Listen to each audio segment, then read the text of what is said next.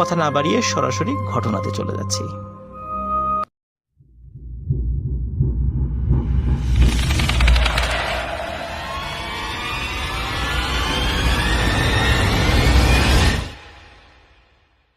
প্রিয় লিসেনার্স, এখন যে ঘটনাটি আমি আপনাদের সাথে শেয়ার করতে যাচ্ছি, এই ঘটনাটি আমি নিজেই সংগ্রহ করেছি। আমি বছর 3 আগে মোহাম্মদপুরে একটি মার্কেট রয়েছে। এই মার্কেটটা হচ্ছে মোহাম্মদপুর, যেখানে বাস স্ট্যান্ড যেখানে থামে ওখানে একটি বড় মসজিদ রয়েছে, যেটাকে আল্লাহ করিম মসজিদ বলে। ওই মসজিদের কাছাকাছি একটি মার্কেট রয়েছে, ওখানে অনেকগুলো পাঞ্জাবি বানানোর দোকান রয়েছে। তো আমি ওই একটি দোকানে গিয়েছিলাম 3-4টা পাঞ্জাবি বানানোর জন্য কোনো এক ঈদের আগে। আমি শুনেছিলাম যে ওখানে ভালো কারিগর আছে, সেখানে পাঞ্জাবি ভালো বানায় তারা। ওই চিন্তা করে ওইখান থেকে কাপড় কিনে আমি পাঞ্জাবি বানাতে দিই, এবং যেই দোকানে পাঞ্জাবি বানাতে দিয়েছিলাম সেই দোকানে যে ছেলেটি এই পাঞ্জাবিটা বানিয়েছিল তার চেহারাটা আমার পরিচিত হয়ে যায় আর কি, ওখানে পাঞ্জাবি আনার সুবাদে। কারণ হচ্ছে আমাকে যে ডেট দিয়েছিল সেই ডেটে যাওয়ার পরে সে দিতে পারেনি, তো যার কারণে আমাকে পরবর্তীবারও যেতে হয়েছিল। ওই 2বার যাওয়ার কারণে ওই ছেলেটার সাথে আমার একটা পরিচয় হয়, জাস্ট খালি মুখ চেনাচিনি, আর এর বেশি কিছু না।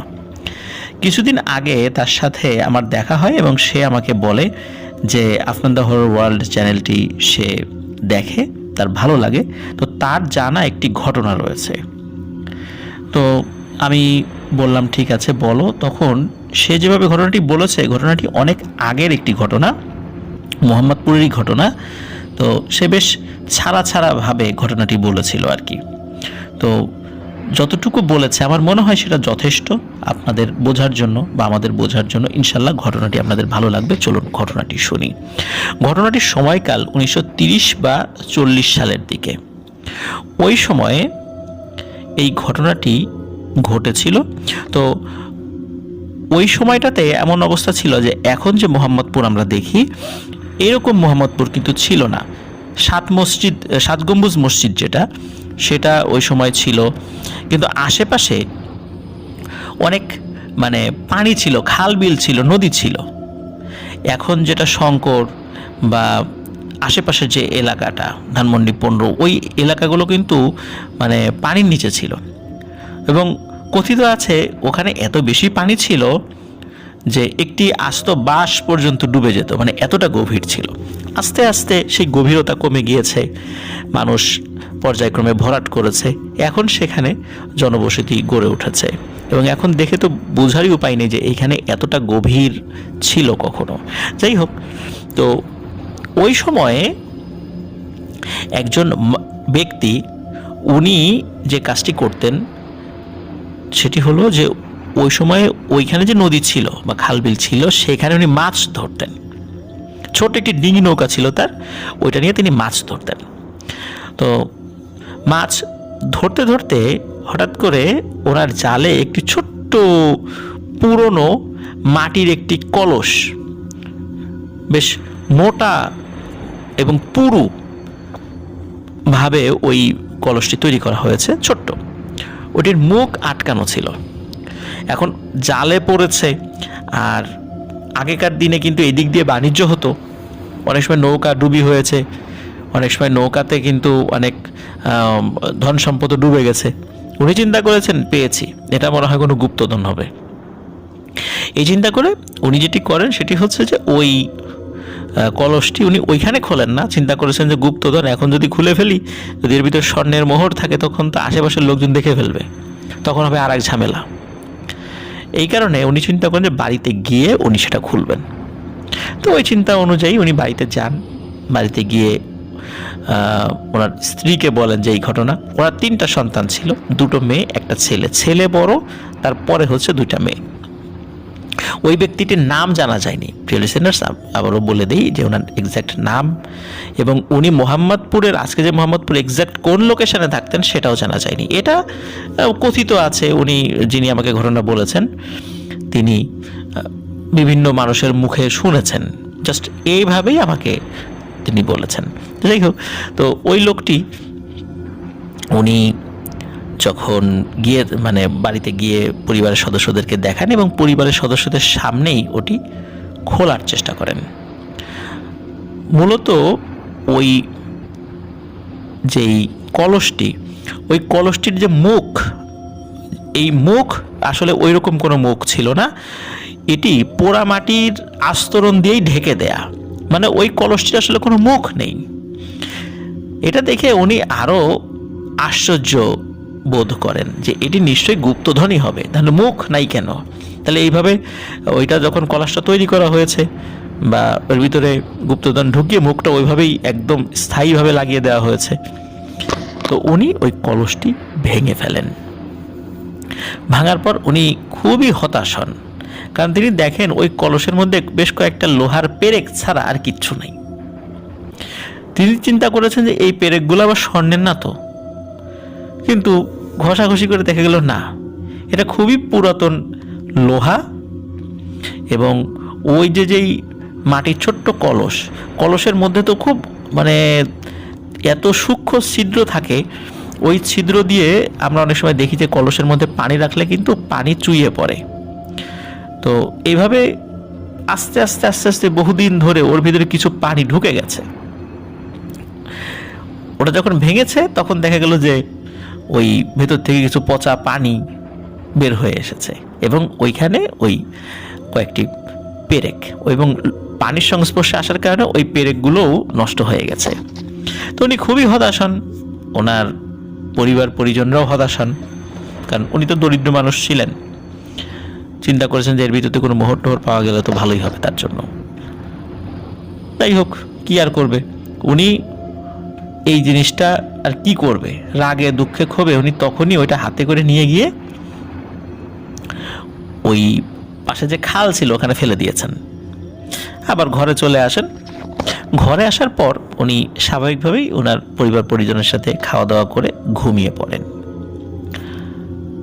ওই রাত্রে আনুমানিক রাত 1টা কি 2টা, ওই সময় তো আসলে টাইমের হিসাবটা ওইভাবে সবাই করতো না, তো অনেক রাত আর কি এরকম বলা হয়েছে, তা আমরা ধরে নিয়েছি হয়তো 1টা কি 2টা এরকম হবে। উনি ঘরের মধ্যে অন্ধকারেই দেখতে পাচ্ছিলেন ঘরের মধ্যে একটা মেঘের মতো কিছু একটা ঘুরপাক খাচ্ছে। তো উনি চিন্তা করেছেন হয়তোবা হঠাৎ করে চোখ খুলে ঘুমের ভিতরে এরকম হয়তোবা ঘরের মধ্যে দেখছেন। আর ঘরের মধ্যে আবছা আলো ছিল। আবছা আলো বলতে ওনার ঘরের যে হারিকেনটা ছিল ওই হারিকেনটা অনেক কমানো ছিল আলোটা, ওই আবছা আলোতে যতটুকু বোঝা যাচ্ছিল। কিন্তু উনি যখন ভালোভাবে দেখার চেষ্টা করেন এবং উঠে বসেন এবং হারিকেনের আলোটা জ্বালান মানে একটু বেশি করে দেওয়ার জন্য যখন হারিকেনের কাছে গিয়েছেন এবং আলোটা বাড়িয়েও দিয়েছেন, তখন উনি ঘরের মধ্যে আর কিছু দেখেননি। আর উনি ভাবেন যে এটা ওনার মনের ভুল, চোখের ভুল, ঘুম থেকে হঠাৎ করে উঠে উনি এমনটা দেখেছেন। যাই হোক, 1 দিন 2 দিন এরপরে গিয়ে একটি সমস্যা দেখা দিল। সেটি হলো ওনার একদম ছোট যে বাচ্চা, মেয়ে বাচ্চা, ওই বাচ্চা হঠাৎ করে কেমন যেন ফ্যাকাশে হয়ে যাচ্ছে, তার শরীর, চেহারা, চোখ, মুখ এবং খুব দুর্বল, মনে হচ্ছে সে রক্ত শূন্যতায় ভুগছে। রক্ত কমে গেলে, শরীরের রক্ত যদি কমে যায় যেমনটা হয় আর কি, ওরকমটা মনে হচ্ছে তার। তো ওই সময় আসলে হঠাৎ করে এরকমটা হয়ে যাওয়া, ওইভাবে মানুষ তো চিন্তা করতো না, চিন্তা করতো যে ঠিক হয়ে যাবে। তখনকার দিনে তো এরকম ট্রিটমেন্ট উন্নতও ছিল না বা টেস্ট ছিল না যে হঠাৎ করে যে কী হয়েছে দেখা যাবে। তো এর 1 দিন পরে ওই বাচ্চার মধ্যে অস্বাভাবিক একটা পরিবর্তন পরিলক্ষিত হয় আর কি। ওই বাচ্চা সবাইকে কামড়াতে চায়, মানে যাকে দেখে তাকেই কামড়াতে চায়। ঘরের লোকদেরকে কামড়ে দিচ্ছে, তারপরে বাহিরের যে কাউকে কামড়ে দিচ্ছে। সকলে বলে যে তোমার বাচ্চার জলাতঙ্ক হয়েছে, যেটাকে ইংরেজিতে আমরা হাইড্রোফোবিয়া বলি। কুকুর বা এমন কোনো প্রাণী যার শরীরে জলাতঙ্কের ভাইরাস রয়েছে, সেই ধরনের কোনো প্রাণী আমাদেরকে কামড়ালে আমাদের জলাতঙ্ক রোগ হতে পারে। তো জলাতঙ্ক রোগ যদি কারো হয়, সে কামড়াতে চায় এবং সে পানি দেখলে ভয় পায়, সে পানি খেতে পারে না। আর এই রোগের কিন্তু কোনো ট্রিটমেন্ট নেই, এখন পর্যন্ত পৃথিবীতে এই রোগের কোনো চিকিৎসা আবিষ্কৃত হয়নি। তো সবাই বলে তার জলাতঙ্ক হয়েছে। এখন জলাতঙ্ক হলে তো সে জল খেতে বা পানি খেতে ভয় পাবে, কিন্তু সে তো পানি খায়, খাবারও খায়, তাহলে এটাকে জলাতঙ্ক কিভাবে বলা যাবে? বিভিন্ন মানুষদেরকে সে কামড়ানোর চেষ্টা করছে। একটা পর্যায়ে কি হয় যে এই 1-2 দিনের মধ্যে তার দাঁতগুলোই একটু একটু করে সূচালো হতে থাকে। এই অবস্থা মাত্র 2 থেকে 3 দিন স্থায়ী ছিল। 3 দিনের দিন ওই ব্যক্তিটি 7 গম্বুজ মসজিদ যেটা রয়েছে এখন জামিয়া রহমানিয়া মাদ্রাসার সামনে, আপনারা দেখতে পারেন মোহাম্মদপুরে, ওইখানের মসজিদের একজন খাদেম ছিল, তার কাছে নিয়ে যায়। সে যেতে চায় না কিছুতেই। ছোট বাচ্চা, যদিও বয়স কত, 3-3.5 বছর বয়স, কিন্তু তাকে কোনো মতেই সেখানে নিয়ে যাওয়া যাচ্ছে না। জোর করে কোলে করে তাকে নিয়ে যায়। তো ওখানে যিনি খাদেম ছিলেন তিনি প্রথমে দেখে একটু ভয় পেয়েছিলেন। ভয় পাওয়ার পর তিনি বলেন যে আমি আপাতত ঝাড়ফুঁক করে দেই, আপনি ভালো কাউকে দেখান। এখন ভালো কাউকে দেখান বলতে ওই ব্যক্তি বুঝেছে ভালো কোনো ডাক্তার দেখান। আর তিনি ছিলেন গরিব মানুষ, ওই সময় যারা হেকিম ছিলেন, তারপর ওষুধ কিনতে হবে, এই সমস্ত জিনিস তাদেরকে একটা ফি দিতে হবে, ওই চিন্তা করে উনি চিন্তা করেছেন যে আমি তো ওই ট্রিটমেন্ট করাতে পারবো না, ভালো কাউকে দেখাতেও পারবো না। ওই খাদেম এই কথা বলার পরে যখন একটু ঝাড়ফুঁক করে দিয়েছেন, তাকে নিয়ে যাওয়া হয়। ওই ঝাড়ফুঁক যখন করেছেন তখন একটু শান্ত ছিল বাচ্চাটা, কিন্তু ওই রাতটাই ওই বাচ্চাটি মারা যায়। এই বিষয়টা নিয়ে আসলে প্যারানর্মাল কোনো কারণে হয়েছে এটা ওই পরিবারের সদস্যরা মনেও করেনি, এবং আশেপাশের লোকজনও বলেছে যে তার জলাতঙ্ক হয়েছে। তো বাচ্চার মৃত্যুতে পরিবারের সবাই শোকে ভেঙে পড়ে, এবং সেটা হওয়াটাই স্বাভাবিক। এই ঘটনার 3 থেকে 4 দিন পর ওনার যে মেঝ সন্তান, সেও মেয়ে, তার হঠাৎ করে একই সমস্যা দেখা দেয়। সবাই বলে যে জলাতঙ্ক রোগী কামড়ালেও তার জলাতঙ্ক হয়, এই কারণে ওই মেজ মেয়ের এই সমস্যা দেখা দিয়েছে। মেজ মেয়ের একই সমস্যা, সে যাকে দেখে তাকেই কামড়াতে চায়, কিন্তু সে কিন্তু পানি খেতে পারে, সে পানি খায়, খাবার খায়, তাহলে এটাকে আমরা কিভাবে জলাতঙ্ক বলতে পারি? হতে পারে এটা মেডিকেল সায়েন্সে অন্য কোনো রোগ হলেও হতে পারে। এখন ওনার মেজমের বয়স ছিল 7-8 বছর। দেখা দিল তার দাঁতের ওই সূচালো সমস্যা, দাঁতটা সূচালো হয়ে যাচ্ছে। তখন ওই পরিবারের সদস্যরা, মানে বাচ্চার মা বাবা, তারা বুঝতে পারলেন তাদের এক সন্তান যেভাবে মারা গেছে, এই সন্তানও মনে হয় এইভাবেই মারা যাবে। কিন্তু কোনো মা বাবা কি তার সন্তানকে এভাবে মরতে দিতে পারে? সে যখন বিশেষ করে সন্তান যখন খুব এক্সট্রিম লেভেলে উৎপাত শুরু করে দিল, তখন আবার সেই সন্তানকে অন্য আর একটি মসজিদের হুজুরের কাছে নিয়ে যাওয়া হয়। সে হুজুর দেখে আসলে কিছু বুঝতে পারে না, সে এমনি ঝাড়ফুঁক করে দেয়, আর কিছুই বলতে পারে না। আবার তাকে বাড়িতে নিয়ে আসে। বাড়িতে নিয়ে আসার 1-2 দিনের মধ্যে ওই বাচ্চাটিও মারা যায়। ওই বাচ্চাটি মারা যাওয়ার 2 থেকে 3 দিন পর ওনার যে বড় সন্তান, সেটা ছেলে সন্তান ছিল, তার বয়স ছিল 14-15 বছর।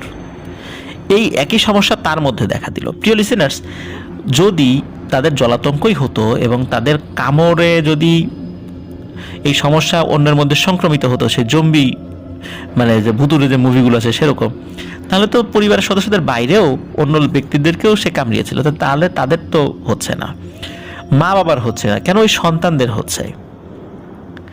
যাই হোক, তার মধ্যে যখন এই সমস্যা দেখা দেয়, তখন এই বাচ্চার মা বাবা তারা বুঝতে পারে তাদের একমাত্র সন্তান এই জীবিত আছে, তাদের বড় ছেলে, অন্য 2 সন্তানকে আল্লাহ নিয়ে গেছেন।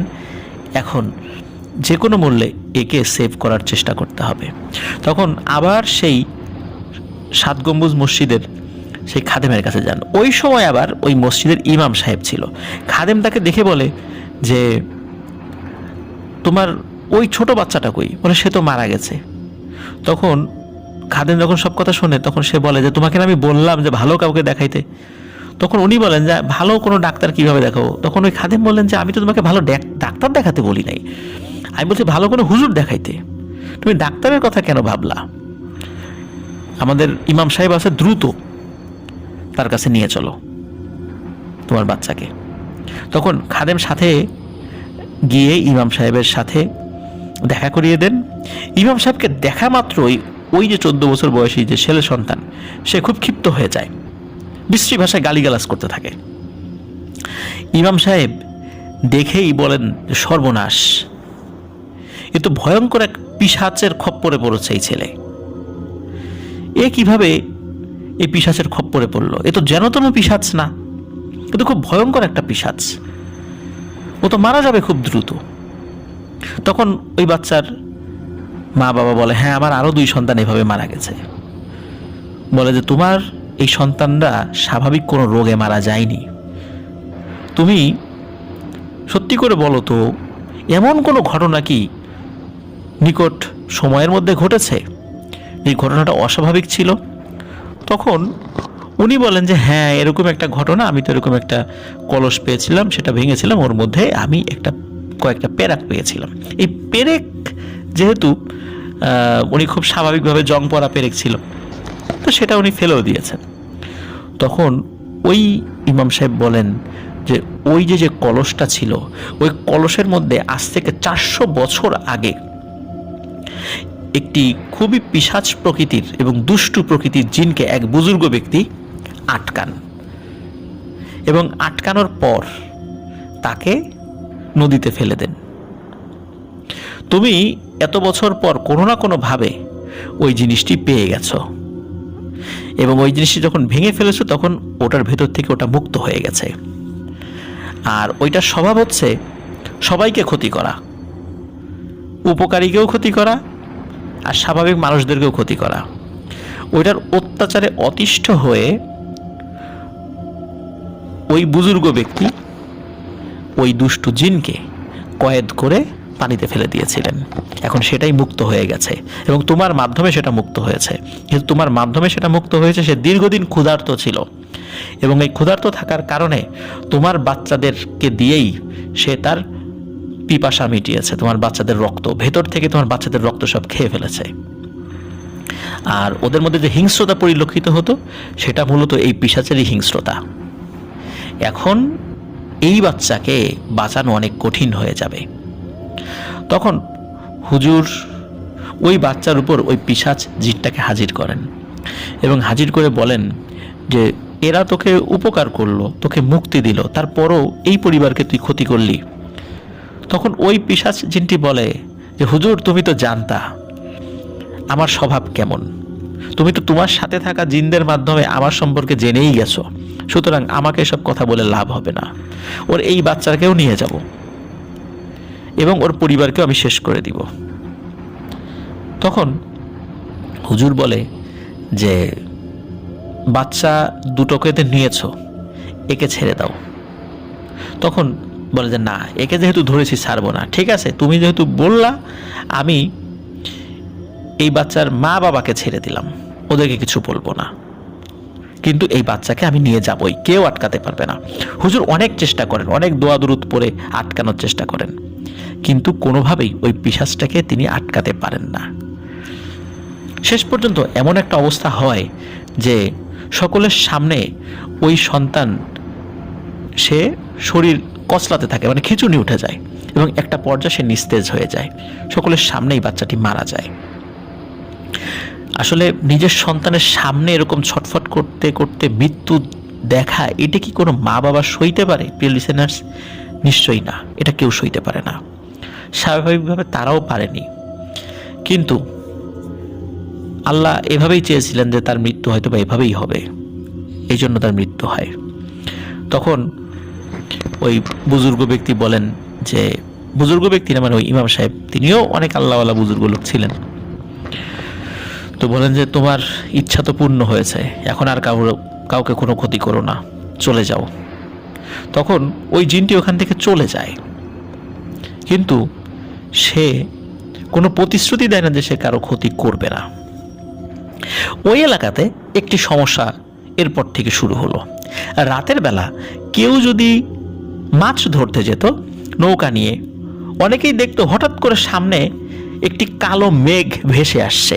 মেঘ তো আকাশে থাকার কথা, কিন্তু তা না, পানির কিছুটা উপরে ওই মেঘ ভেসে রয়েছে। ওই কালো মেঘের আরও একটি বৈশিষ্ট্য ছিল, ওই মেঘের মধ্যে বিজলি চমকাতো, কিন্তু সেটি কিন্তু আকাশে না, একদম নৌকার কাছাকাছি একখণ্ড মেঘ। প্রিয় লিসেনার্স, আপনারা একবার ভাবুন, রাতের বেলা আমরা নৌকায় বসে আছি বা হেঁটে যাচ্ছি, হঠাৎ করে দেখলাম যে কালো এক টুকরো মেঘ আমাদের সামনে ভেসে যাচ্ছে এবং তার মধ্যে বিজলি চমকাচ্ছে, ঠিক যেমন কালবৈশাখীর মেঘের মধ্যে আমরা বিজলি চমকাতে দেখি। তখন ওই মাঝিরা বা জেলেরা যারা নৌকায় থাকতো, তখন তারা ওটা দেখে খুব ভয় পেত এবং ওই মেঘটি কাছাকাছি এসে হঠাৎ করে একটি ভয়ঙ্কর মানুষের মতো একটা মাথার আকৃতি ধারণ করত এবং চেহারাটা মানুষের মতো দেখা গেলেও সেটা থাকতো খুবই ভয়ঙ্কর এবং কাছে এসে হঠাৎ করে গর্জন করে উঠত। ওই দৃশ্য দেখার পর অনেকেই প্রচণ্ড ভয় পেত, ভয় পেয়ে নাকি কেউ কেউ মারাও গিয়েছে, কেউ কেউ নৌকা থেকে ঝাঁপ দিত, কেউ কেউ ওখানে সেন্সলেস হয়ে যেত। এই ধরনের সমস্যা ওই মোহাম্মদপুরের আশেপাশে ঘটতে থাকলো। সকলের মুখে মুখে ছড়িয়ে পড়ল যে রাতের বেলা মাছ ধরতে গেলে হঠাৎ হঠাৎ নাকি এই ধরনের সমস্যার মধ্যে পড়তে হয়। অনেকেই দোয়া দুরুদ পড়ে যেতে থাকলো। আস্তে আস্তে এই সমস্যা কমে গেল এবং একটা সময় এগুলো আর দেখা গেল না। আসলে ওটাকে কেউ নতুন করে বন্দি করেছে কিনা বা সে অন্য কোথাও গিয়ে উৎপাত শুরু করেছে কিনা, এই বিষয়টি আসলে আর জানা যায়নি। তবে এটা সত্য যে নিঃসন্দেহে ওইটি খুব ভয়ানক শক্তিশালী একটি পিশাচ প্রকৃতির জিন ছিল এবং যেটি মানুষকে খুবই কষ্ট দিত এবং যার কারণে কোনো এক বুজুর্গ ব্যক্তি তাকে 400 বছর ওর মধ্যে বন্দি করে রেখেছিল এবং সেটি মুক্ত হয়ে যায়। এখনও কি সেটি মুক্ত অবস্থায় আছে নাকি সে মারা গেছে? পিশাচটা এত অল্প সময়ে মারা যায় বলে মনে হয় না। আল্লাহ যদি তাকে মৃত্যুবরণ করায় তাহলে তো মারা গেছে, আর যদি জীবিত থাকে তাহলে নিশ্চয়ই সে আরও মানুষের ক্ষতি করে বেড়াচ্ছে, কিন্তু কোথায় আছে আমরা কেউ জানি না। প্রিয় লিসেনার্স, যেই ব্যক্তির পরিবারের সাথে ঘটনা ঘটেছে উনি নাকি পরবর্তীতে ওই মোহাম্মদপুর ছেড়ে সদরঘাটের ওই দিকে চলে যান পরিবার সহ। ওখানে নাকি ওনার পরে সন্তানাদি হয়েছিল, কিন্তু তারপরে কি হয়েছিল আর জানা যায় না। তবে এতটুকু জানা যায় উনি স্বাভাবিকভাবে জীবনযাপন করেছিলেন পরবর্তীতে। আর এই ঘটনা অল্প কিছু লোকের মুখে মুখে শোনা যায় এবং যিনি আমাকে বলেছেন তার নাম হচ্ছে বেলাল আহমেদ। আর উনি এই ঘটনাটি বলার পর বলেছেন যে এটি আসলে মানে ভাঙা ভাঙা ঘটনা, মানে এটা একদম মানে খুব সুন্দর করে ফিনিশিং দেওয়ার মতো করে আসলে বলা যায় না, মানুষ জানে না, যেহেতু অনেক আগের ঘটনা মানুষ ভুলে গেছে। আর ঢাকা শহরে তো মানুষ আসলে এক জায়গা থেকে আরেক জায়গা সরে চলে যায়, কেউ অনেকেই স্থায়ী না সেখানে, যার কারণে এই ঘটনাটি মূলত অনেক পুরাতন কোনো মানুষের কিছুটা জানা থাকে, যার কারণে এটি অনেকেই আসলে ক্লিয়ারলি বলতে পারে না। তবে অসংখ্য ধন্যবাদ বেলাল আহমেদ ভাইকে, উনি এই ঘটনাটি আমাদেরকে দিয়েছেন। প্রিয় লিসেনার্স, আশা করছি এই ঘটনাটি আপনাদের ভালো লেগেছে। তবে এই ঘটনাটি বলার সাথে সাথে আরও একটি বিষয় প্রিয় লিসেনার্স বলে দিতে চাই, সেটি হলো এই ঘটনাটি বলার পেছনে বা সিলেক্ট করার পেছনে আমার আরও একটি কারণ রয়েছে। কারণ হলো অনেক দিন আগে আমি রাজবাড়ী জেলার সূর্যনগর এবং বেলগাছি এই এরিয়ায়, মানে পাশাপাশি গ্রামেগুলো, তো এই জায়গার এমন একটি ঘটনা শেয়ার করেছিলাম যেই ঘটনাতে এইরকম একটি পিশাচের উপস্থিতি ছিল। তো যেহেতু আমি ওই ঘটনার সাথে কিছুটা মিলাতে পেরেছিলাম, এই কারণে এই ঘটনাটি সিলেক্ট করে আপনাদেরকে আমি বললাম এবং খুব তাড়াতাড়ি রিমেম্বারিং স্টোরিজে আমি ওই ঘটনাটি রেকর্ড করে আপনাদেরকে ইনশাল্লাহ শোনানোর চেষ্টা করব।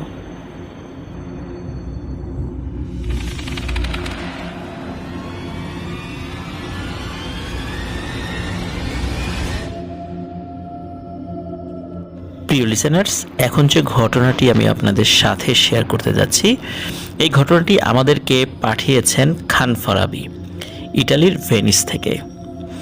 তিনি লিখেছেন যে আমাদের চ্যানেল তিনি খুব ভালো মতো এবং পাগলের মতো ফলো করেন এবং সব ঘটনাগুলো তিনি শুনে থাকেন। তিনি ইটালিতে রয়েছেন এবং ইটালিতে বেশ কিছু সমস্যার মধ্যে উনি সহ আরও অনেকেই রয়েছেন, তিনি বলেছেন যে স্পেশালি ইউরোপ প্রবাসী যারা, তারা দীর্ঘদিন ধরে কাগজপত্রের বেড়াজালে তারা জর্জরিত হয়ে আছেন এবং এই কারণে তারা কাজ পাওয়া থেকে শুরু করে নিয়ে অনেক ধরনের সমস্যার মধ্যে তারা রয়েছেন। স্পেশালি ইউক্রেন যুদ্ধের কারণে ইউরোপের অনেক জায়গাতেই বেশ কিছু ধরনের সমস্যা, স্পেশালি কাজ পাওয়া বা অন্যান্য বিভিন্ন ধরনের ব্যাপারগুলোতে আমাদের বাঙালি প্রবাসী ভাইয়েরা যারা উন্নত জীবনের আশায় পরিবারকে হাসি ফোটানোর জন্য তারা সেখানে গিয়েছিলেন, অনেক অসুবিধার মধ্যে আছেন, দোয়া চেয়েছেন আমাদের কাছে। আল্লাহ রব্বুল আলমিনের কাছে আমরা দোয়া করি আমাদের বাঙালি ভাইয়েরা, শুধু বাঙালি না, বিশ্বের যেই প্রান্ত থেকে মানুষেরা উন্নত জীবনের আশায় একটু ভালো থাকার জন্য ইউরোপে গিয়েছেন, আল্লাহ তাআলা তাদেরকে সবাইকে হেফাজত করুন, সবাইকে ভালো রাখুন। খান ফারাবী ভাই যে ঘটনাটি আমাদেরকে দিয়েছেন, এই ঘটনাটি ওনাদেরই বংশের একটি ঘটনা। আর ওনাদের দেশের বাড়ি, মানে খান ফারাবী ভাইয়ের দেশের বাড়ি হচ্ছে নোয়াখালী জেলার 10 নং আমিশাপাড়া ইউনিয়নের 9 নং ওয়ার্ড বড়পাড়া গ্রামে। আর স্পেশালি উনি ওনাদের যে বাড়ি, যেখানে অরিজিনালি ঘটনাটি ঘটেছে, শুধু এই বাড়ির নামটি বলেননি, তাছাড়া তিনি লিখেছেন যে এই ঘটনাটি এলাকার সবাই জানেন। ঘটনাটির সময়কাল 2010 সাল, উনি তখন ক্লাস 8-এ পড়েন। ওনাদের গোষ্ঠীর বড় দাদার মেয়ে হচ্ছে লাকি, সম্পর্কে ফুপু হন, মানে লাকি ফুপু। ওই সময় তার বয়স ছিল 28-এর কাছাকাছি। ওনাদের দেশগ্রামের ম্যাক্সিমাম মেয়েদের 20 বছরের মধ্যেই বিয়ের পিঁড়িতে বসতে হয়, কিন্তু লাকি ফুপুর ফ্যামিলির ও ওনার নিজের স্বেচ্ছায় উচ্চ ডিগ্রির পাওয়ার জন্য বিয়ে ডিলে করা হয় এবং উনি লেখাপড়া চালিয়ে যান। আর লাকি ফুপুরা ফ্যামিলিগতভাবে অনেক প্রভাবশালী এবং স্থানীয় রাজনৈতিক নেতার ফ্যামিলি হওয়ায় লাকি ফুপুর জন্য ওই রকম গ্রাজুয়েট একটি ছেলের অপেক্ষায় তার পরিবার ছিল। স্বাভাবিক, যেহেতু তিনিও উচ্চশিক্ষিত, আর একটা উচ্চশিক্ষিত ছেলের সাথেই তার বিয়ে হবে, এটাই মোটামুটি স্বাভাবিক সেন্সে সবাই আশা করে। এই কারণে ওনার বিয়েটা কিছুটা দেরি করা হয়। তো মূল যে ঘটনাটি, এই ঘটনাটি ঘটার 19 দিন আগে লাকি ফুপুর জন্য একজন কাঙ্ক্ষিত পাত্র ওনার ফ্যামিলি পেয়ে যান। আর ঘরোয়া পদ্ধতিতে স্বল্প মেহমান এবং বর এসে বিয়ে সম্পন্ন হয়। কিন্তু লাকি ফুপুকে উঠিয়ে নেওয়া হয়নি। কথা ছিল সামনের মাসে রমজানের পরে ধুমধাম করে আয়োজন করা হবে, তারপর তারা লাকি ফুপুকে জামাইয়ের বাড়িতে উঠিয়ে নেবেন। আর ওনাদের ওই এলাকায়, মানে আমাদের খান ফারাবী ভাইদের এলাকায়, ওই দেখা যাচ্ছে যে এইভাবে স্বল্প পরিসরে বিয়ে হয়, পরে সুযোগ বুঝে আবার বড় করে অনুষ্ঠান করে। শুধু ওনাদের এলাকা না, বাংলাদেশের অনেক জায়গাতেই এভাবে হয় আর কি। তো যাই হোক, বিয়ে হবার কিছুদিন পর থেকেই লাকি ফুপু অস্বাভাবিক আচরণ শুরু করে। খাওয়া দাওয়া করে না বললেই চলে, মন খারাপ করে বসে থাকে, বাসার ছাদে সন্ধ্যার পর একা একা হাঁটাহাঁটি করে আর কান্নাকাটি করে নিজে নিজে। কেন এমন করছে তাকে যখন জিজ্ঞেস করা হয়, সে কিছুই বলতে পারে না, মানে তার আচার আচরণ খুব অস্বাভাবিক। শুরুতে মনে করেছিল হয়তোবা এই বিয়েতে তার সম্মতি ছিল না বা পাত্র পছন্দ হয়নি, এই কারণে হয়তোবা সে মন খারাপ, অথবা তার অন্য কোনো জায়গায় তার কোনো পছন্দ থাকতে পারে। কিন্তু ওনার আচার আচরণ, কথাবার্তা, কোনো বিষয়ই এই ধারণার সাথে একদমই যাচ্ছিল না, যার কারণে সবাই অস্বাভাবিক বিষয়টাই চিন্তা শুরু করে এবং সেই চিন্তা হওয়াটাই স্বাভাবিক। আরেকটা ব্যাপার হচ্ছে যে এই লাকি ফুপু যেই বিল্ডিংয়ে থাকতেন, মানে ওনাদের বাসা যেই বিল্ডিংটা, ওইটার পশ্চিম পাশে পুরাতন শতবর্ষী একটি গাছ রয়েছে। নোয়াখালীর ভাষায় এই গাছটাকে জিরাইয়া গাছ বলে। খান ফারাবী ভাই বলেছেন যে এই জিরাইয়া গাছের শুদ্ধ নামটা তিনি জানেন না, এই জন্য তিনি দুঃখ প্রকাশ করেছেন। এই গাছটি অনেকটা বট গাছের মতো তিনি উল্লেখ করেছেন।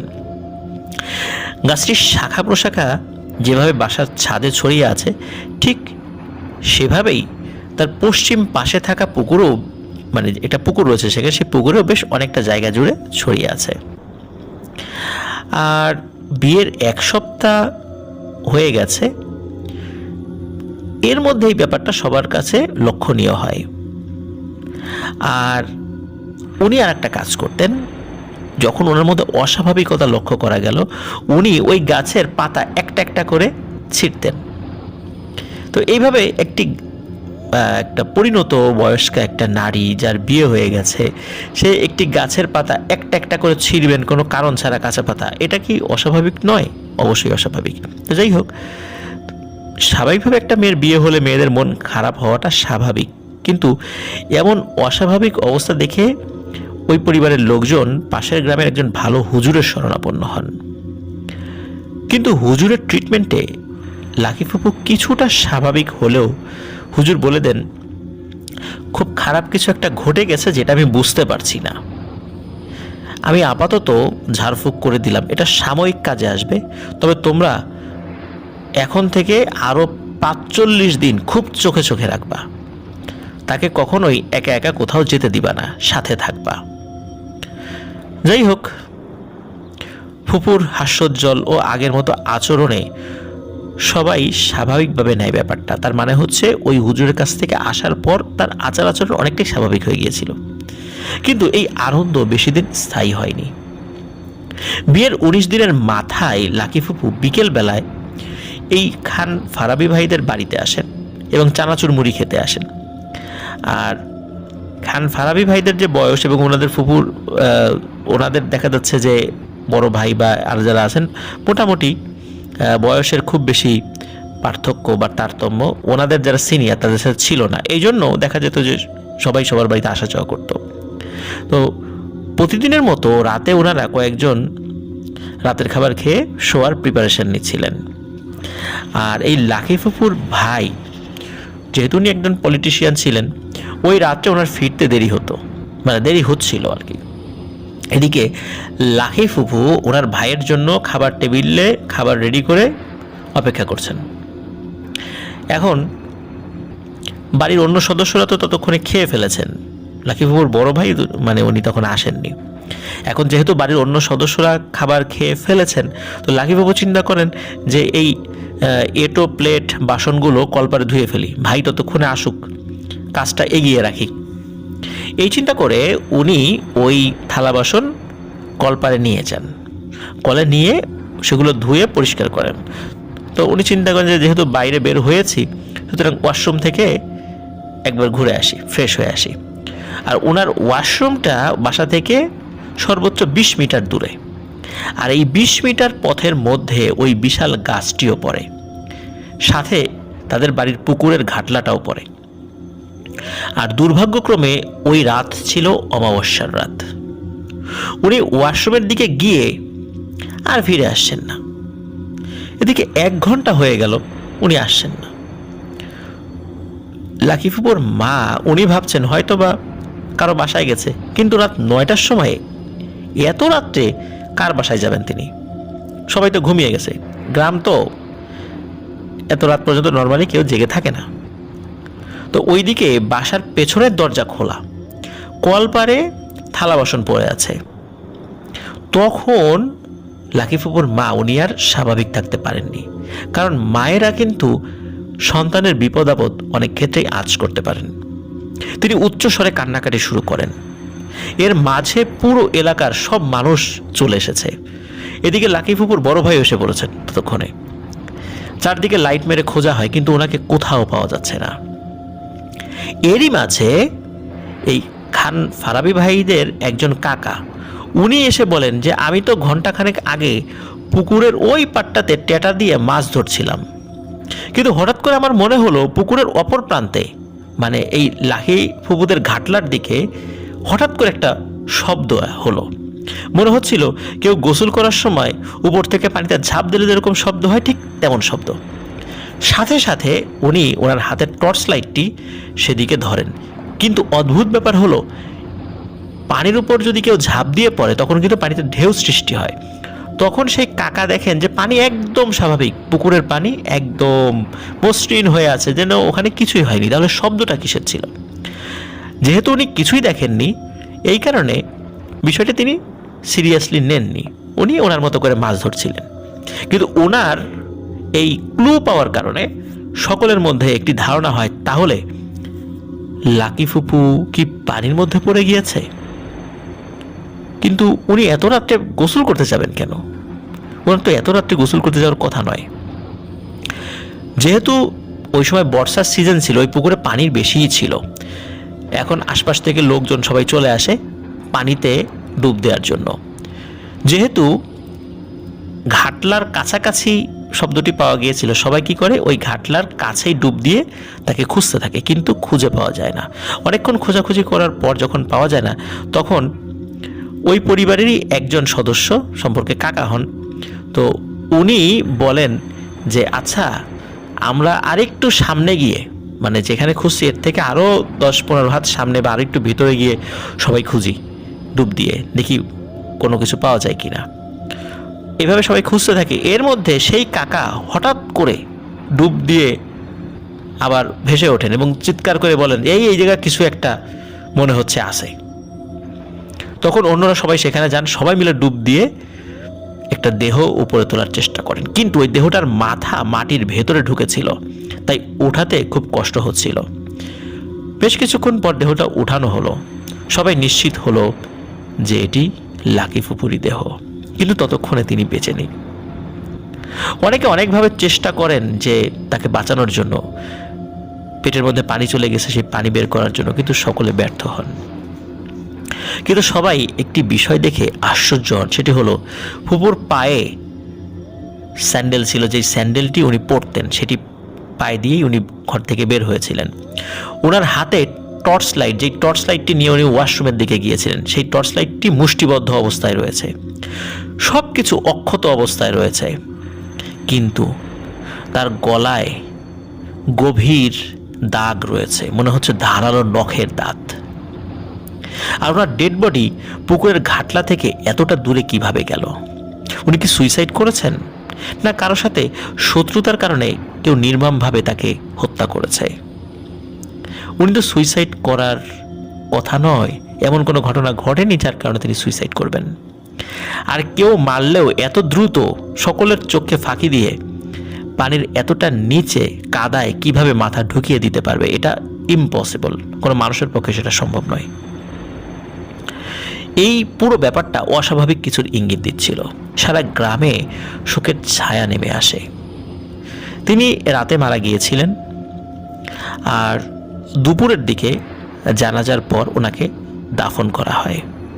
আর সেই রাতেই এই লাকি ফুপুর মা, মানে খান ফারাবি ভাইয়ের দাদি, উনি একটি ভয়ানক স্বপ্ন দেখেন। উনি তো সারাদিন, বিশেষ করে আগের রাত থেকেই ওনার ঘুম নেই।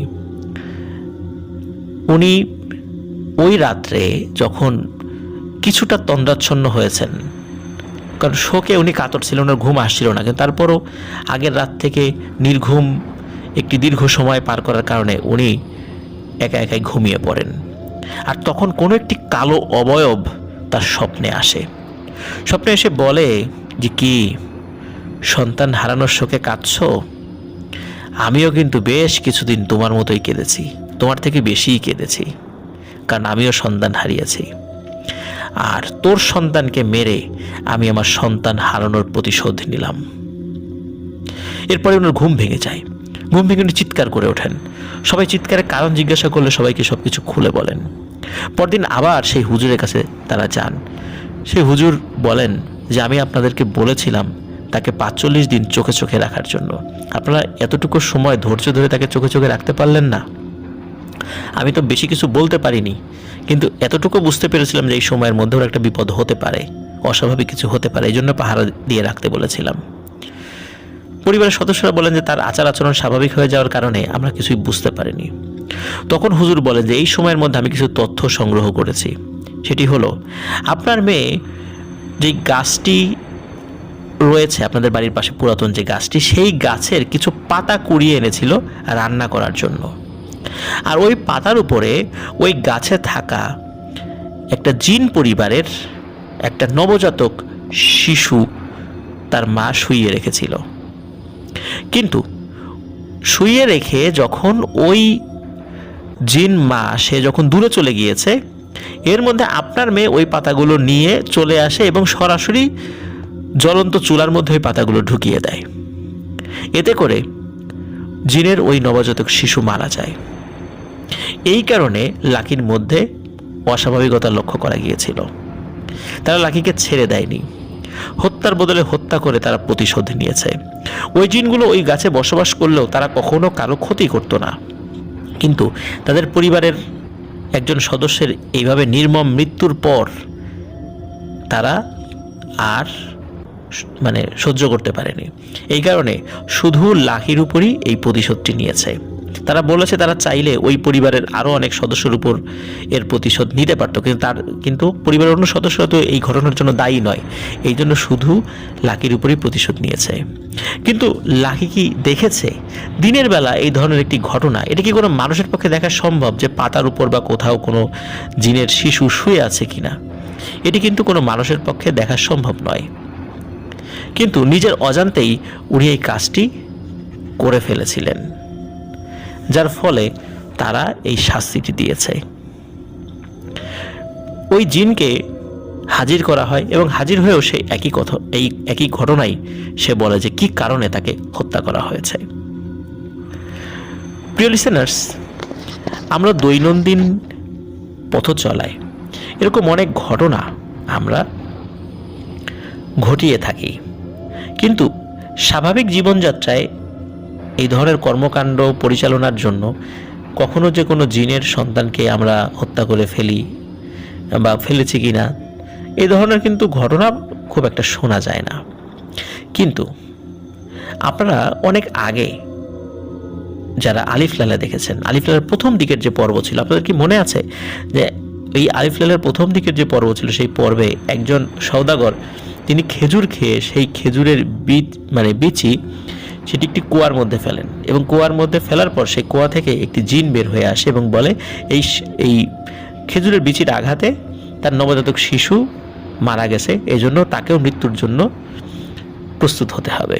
যাই হোক, সেটা অনেক বড় একটি গল্প, এটা ইউটিউবেও আছে, যেটা আপনারা দেখতে পারবেন। তো আমি যেটি বলার চেষ্টা করছি সেটি হলো যে এই ব্যাপারটি সম্পূর্ণ অস্বাভাবিক একটি ব্যাপার, কারণ এটি হওয়ার কথা নয়, কিন্তু তারপরও যদি হয়ে যায়, জিনেরা কিন্তু এভাবে খুব সহজে মানুষকে ক্ষমা করে দেয় না, যে মানুষের কোনো দোষ নেই, তারা সেটা বুঝতে চায় না। কারণ তাদের পরিবারের সদস্য হারানোর ফলে তাদের মধ্যে যে ক্ষোভ সৃষ্টি হয়েছে, এই ক্ষোভের বহিঃপ্রকাশ তারা ঘটায়, কিন্তু তারা বুঝতে পারে না যে মানুষেরও কিন্তু সীমাবদ্ধতা রয়েছে, আমরা তাদেরকে দেখতে পাই না। আর দেখতে না পাওয়ার কারণে এই ধরনের ঘটনা যদি ঘটেই যায়, তার জন্য মানুষ কিন্তু দায়ী নয়। লাকি ফুপুও দায়ী ছিল না, কিন্তু সম্পূর্ণ নিরপরাধ হয়েও তাকে এভাবে মৃত্যুবরণ করতে হয়েছে। আল্লাহ তাআলা তাকে জান্নাতুল ফেরদৌস নসিব করুক এবং ওনার মতো পরিণতি যেন আর কাউকে বরণ করতে না হয়, আমরা সেই দোয়াই করব। আশা করছি ঘটনাটি আপনাদের ভালো লেগেছে। অনেক ধন্যবাদ খান ফারাবি ভাই, আপনি বলেছেন ওই গাছ কেন্দ্রিক আরও কিছু ঘটনা আমাদেরকে উপহার দেবেন, আমরা অপেক্ষায় থাকবো আপনার ঘটনার জন্য।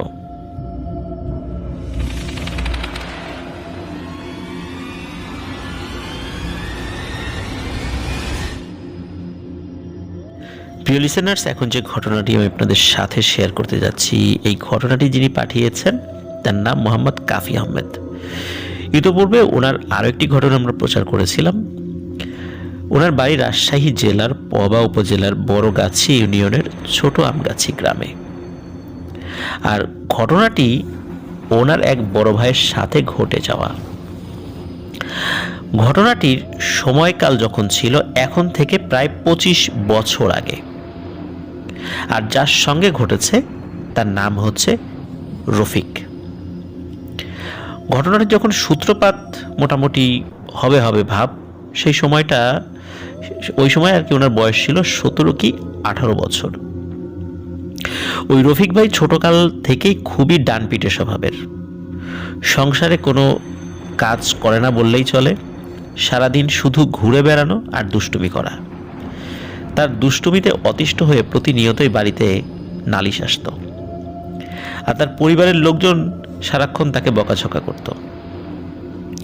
রফিক ভাইয়ের চাচা রফিক ভাইয়ের বাবাকে একটি পরামর্শ দিল, যেহেতু রফিকের সংসারে কোনো মন নেই, সারাদিন দুষ্টুমি করে বেড়ায়, যদিও ওর বয়স কম, তারপরেও বিয়ের বয়স তো হয়েছে, আর গ্রামে কিন্তু ছেলে এবং মেয়ের একটু তাড়াতাড়ি বিয়ে দিয়ে দেওয়া হতো। এখন যদিও সেই প্রবণতাটা কমে গেছে, কিন্তু আগে কিন্তু এরকমটা হামেশাই হতো, যেটাকে বাল্যবিবাহ বলতাম আর কি আমরা। যাই হোক, রফিক ভাইয়ের চাচা রফিক ভাইয়ের বাবাকে পরামর্শ দেন যে যদি তাকে একটি বিয়ে দেওয়া হয় তাহলে হয়তো বা সংসারে তার মনোযোগ ফিরে আসতে পারে। যে ভাবা সেই কাজ। আশেপাশের কয়েক গ্রামের পাত্রী দেখা শুরু হলো। তো এর মধ্যে একটি গ্রামের, ওই গ্রামটি আবার ওনাদের গ্রাম থেকে 3 থেকে 4 গ্রাম পরে, সেখানে একটি মেয়ের সাথে বিয়ের কথাবার্তা ঠিক হলো। বিয়েও হয়ে গেল। তো বিয়ের পর রফিক ভাইয়ের বড় ভাইয়ের যে পরিবার এবং রফিক ভাইয়ের মা বাবা সবাই একত্রে থাকতো। একান্নবর্তী পরিবার বলতে আমরা যেটা বুঝি। সমস্যা হলো যে বিয়ের পরেও রফিক ভাইয়ের আচার আচরণের কিন্তু কোনো পরিবর্তন ঘটলো না। আগেও যেভাবে বাউন্ডুলে স্বভাবের ছিল, এখনও ঠিক সেভাবেই রয়ে গেল। কোনো কাজকাম তো করতোই না, সংসারে কোনো কন্ট্রিবিউশনও তার থাকতো না। দেখা যেত তার বড় ভাইয়ের উপরই পরিবার সামলানোর চাপটা পড়তো। এখন ছোট ভাই যখন আগে একা ছিল তখন একটা ভিন্ন ব্যাপার ছিল, এখন তার বউ এসেছে, এখন তারও তো একটা খরচ বেড়েছে। বারবার তাকে বলা হলেও সংসারে তার কোনোভাবেই মনোযোগ আসছিল না। তখন সবাই মিলে সিদ্ধান্ত নিল যদি একে আলাদা করে দেয়া যায় তাহলে হয়তো সংসারে মনোযোগ আসবে, কারণ এখন ভাইও উপার্জন করছে, বাবাও কিছু উপার্জন করছে, এই জন্য তার উপার্জনের কোনো চিন্তা ভাবনা নাই। আলাদা করে দিলে তাকে যদি কোনো হেল্প না করা যায় তাহলে কিন্তু জোয়াল যখন কাঁধে এসে পড়বে ঠিকই সে উপার্জনের জন্য দৌড়ঝাঁপ শুরু করবে।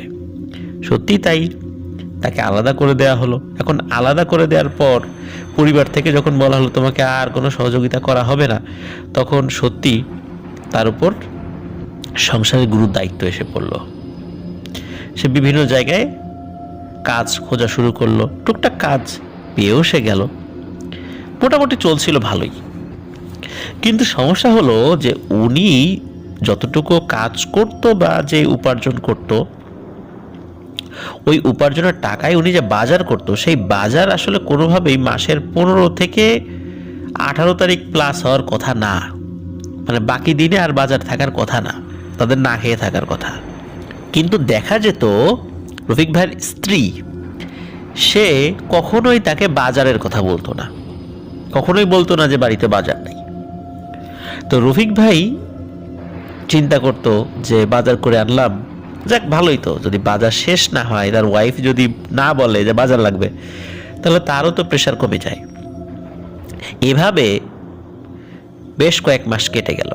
কিন্তু ওনার মনের মধ্যে একটু খটকা লাগে, কি ব্যাপার, আমি বাজার আনি তো অল্প করে, পুরো মাস কিভাবে যায়।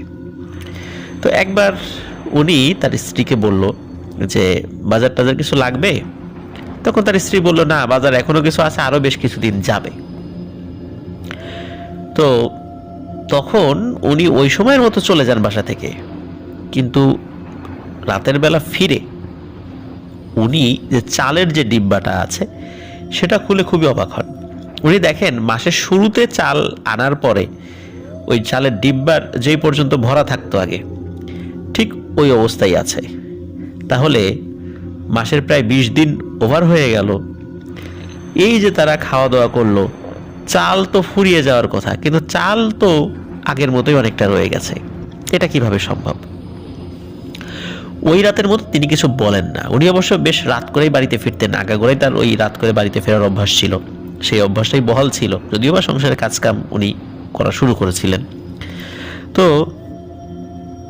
উনি পরের রাত্রে যখন বাড়িতে ফিরছিলেন, ঢুকছিলেন আর কি, তখন হঠাৎ করে মনে হলো যে তার স্ত্রী কারোর সাথে কথা বলছে। এখন উনি ভাবলেন যে কি ব্যাপার, আমার ওয়াইফের ঘরের ভেতর থেকে এত রাত্রে কথা আসে কোত্থেকে। তো উনি ঘরের ভেতর ঢুকতে পেরেছিলেন, মানে ওনাদের যে ঘরটা ছিল সেই ঘরের মধ্যে মানে মেইন গেট দিয়ে সরাসরি ঢুকে যাওয়া যায়, আর ঘরের মেইন দরজার একটা অংশ আবার আটকানো থাকতো না সচরাচর আর কি।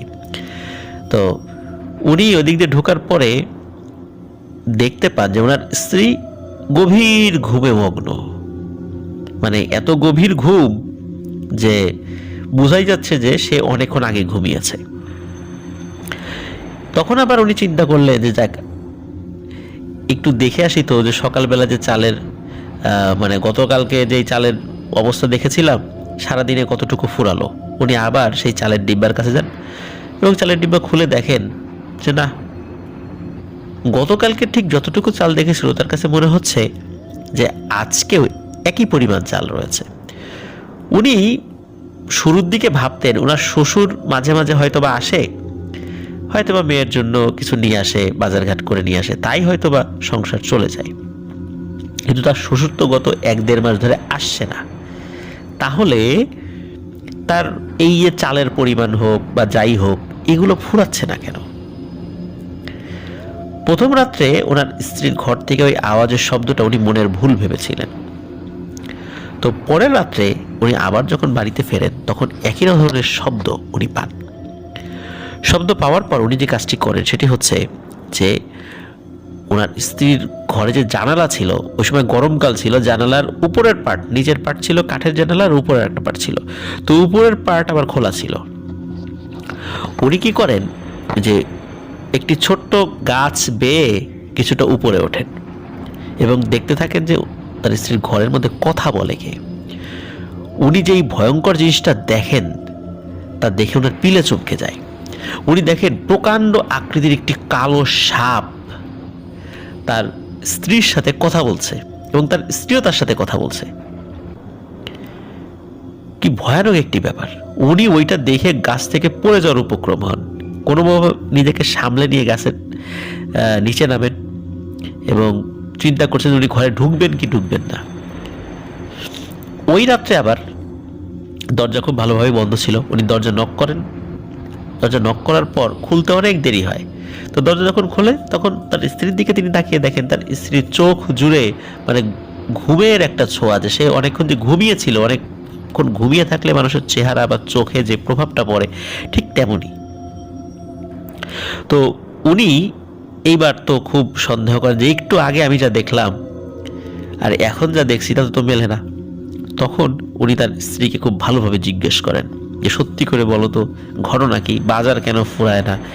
গত রাত্রে তোমার বাড়িতে মানে তোমার রুমে আমি শব্দ শুনলাম, পরে দেখে তুমি ঘুমাচ্ছ, আজকে আমি গাছে উঠেই ভয়ানক জিনিসটা দেখলাম, ঘটনাটা কি? তখন তার স্ত্রী আর কথা লুকায় না, সে বলে যে ছোটবেলা থেকেই একটি জিনের পরিবার তাকে খুব ভালোবাসে এবং বিয়ের পর এই যে বাজারঘাট বা টুকটাক জিনিসপত্রগুলো ওই জিনের পরিবার বা ওই জিনেরাই দিয়ে যায়। তো সাধারণত যেটা হয় যে মেয়েদের উপর যদি জিনের প্রভাব থাকে তার বিয়ে হতে দেয় না, অনেক সমস্যা সৃষ্টি করে। এই বিষয়টা এরকম না, বরং তারা তাকে সহযোগিতা করে। আর একটা মজার বিষয় হলো এই যে রফিক ভাই, যিনি এই রফিক ভাই, উনি যখন কোনো কাজ করতেন রফিক ভাই নিজেও খেয়াল করেছিলেন যে ওই কাজে খুব সফলতা উনি পেতে থাকতেন, মানে বেশ ভালোই কামাই রোজগার হতো আর কি। তো শুরুর দিকে এটা কম ছিল, তবে আস্তে আস্তে এটা মানে ফুলে ফেপে ওঠার মতো অবস্থা, ওনার হাতেও বেশ টাকা পয়সা চলে আসে, কিন্তু বাজার করতো কম। তো যাই হোক, একদিন কি হয় যে ওনার এক বন্ধু, গ্রাম সম্পর্কের পরিচিত এক বন্ধু, তো সে তার কাছে কিছু টাকা ধার চায়। এখন রফিক ভাইয়ের কাছে মোটামুটি টাকা পয়সা ছিল ওই পরিমাণ টাকা ধার দেওয়ার মতো। তো টাকাটা বাড়িতে তার স্ত্রীর কাছে রাখা ছিল। তো এখন ওই বন্ধুকে বলেন যে তুমি সন্ধ্যার দিকে বাড়িতে এসো, আমি তোমার ভাবির কাছ থেকে টাকা নিয়ে তোমাকে ধার দিব। তো উনি আবার ওই দিন বিকালের দিকে ফিরে এসেছেন বাড়িতে। আসার পরে তার স্ত্রীকে উনি বলেন যে অমুক লোক টাকা ধার চায়, তাকে দিতে হবে। কিন্তু তার স্ত্রী সাফ সাফ বলে দেয় যে ওই ব্যক্তিকে কোনো টাকা দেয়া যাবে না। তখন বউয়ের এই কথা তো উনি শুনতে চায় না, যে না আমি তো বলে দিছি, আমি কথা দিয়ে ফেলেছি, টাকা তো দিতেই হবে। কিন্তু তার স্ত্রী এটা রাজি হয় না। তখন তার সাথে কথা কাটাকাটি শুরু হয়ে যায়। এক পর্যায়ে রফিক ভাই কি করে, তার স্ত্রীর গালে সজোরে একটি থাপ্পড় বসিয়ে দেয় এবং এরপরে উনি ঘর থেকে বেরিয়ে আসেন। হঠাৎ করে তার কাছে খবর আসে, মানে মোটামুটি আধা ঘন্টা পরে, যে এই তোমার স্ত্রী তো গাছের সাথে গলায় দড়ি দিছে।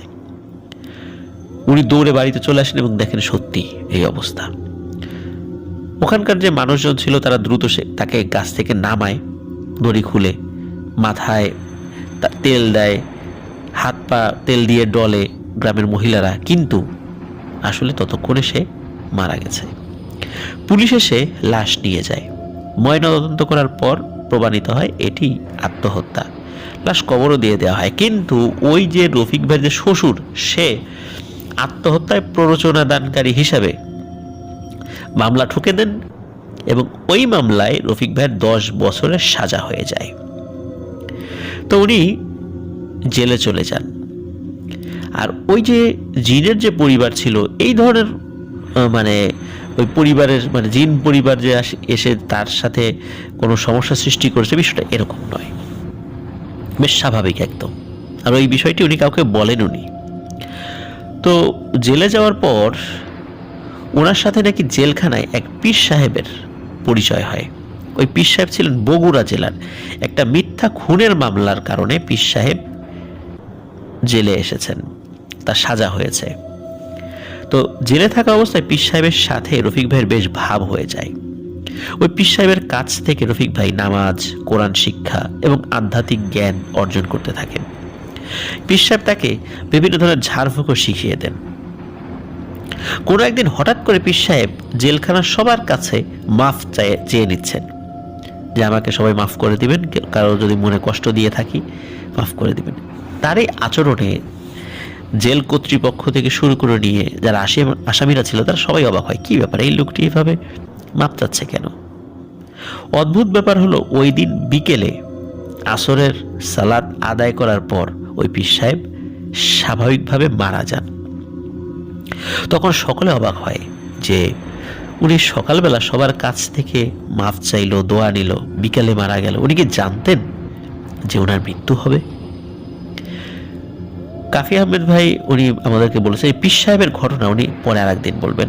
এখন আর পীর সাহেবের ঘটনা নিয়ে আমরা আগ বাড়াবো না, আমরা রফিক ভাইয়ের বিষয়টি নিয়ে আগাবো। তো রফিক ভাই প্রায় 4 বছর সাজা খাটেন। সাজা খাটার পর ওনার ভালো আচরণের কারণে উনি মুক্তি পেয়ে যান।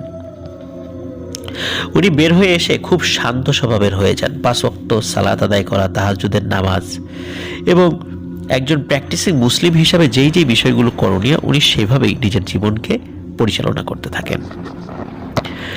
উনি রেগুলার তাহাজ্জুদের সালাত আদায় করতেন। এক ভোরবেলা উনি তাহাজ্জুদের সালাত আদায় করার জন্য কলে অজু করতে গিয়েছেন। যখন অজু করতে গিয়েছেন তখনই উনি দেখেন যে ওনার পাশ দিয়ে সাদা কাপড় পরা এক মহিলা হেঁটে যাচ্ছে। রফিক ভাই ভাবে এটি তার চাচার মানে বড় চাচার ওয়াইফ, মানে তাকে বড় মা বলতেন উনি। তো মনে হয় রাতের বেলা বড় চাচার সাথে গন্ডগোল করে এই বড় মা বের হয়ে গেছে। তখন উনি বলেন, যে বড় মা কই যাও এত রাত্রে? ওই মহিলাটি কোনো কথা শুনছে না। তখন রফিক ভাই চিন্তা করেন যে মনে হয় সে আসলেই খুব রাগ করেছে, যার কারণে সে আমার কথায় কোনো ধরনের কর্ণপাত করছে না। এখন এত রাত্রে উনি কোথায় যাচ্ছেন, তাকে তো রাগ ভাঙিয়ে ফিরিয়ে আনতে হবে। এই কারণে উনি অজু সম্পন্ন না করে ওই মহিলার পিছনে হাঁটতে থাকেন এবং ডাকতে থাকতেন। এখন এই যে ডাকতে থাকেন, এই ডাক কিন্তু ওই মহিলা শুনলেও সে কিন্তু ভ্রুক্ষেপ করছে না। কি হয় যে ওই মহিলাটি রাস্তার পাশে হঠাৎ করে একটি কবরস্থানের দিকে নেমে যায়, ওই গ্রামের একটি কবরস্থান আর কি। তো রফিক ভাই ভাবছে যে কি ব্যাপার, আমি কি এদিকে নামবো না কি?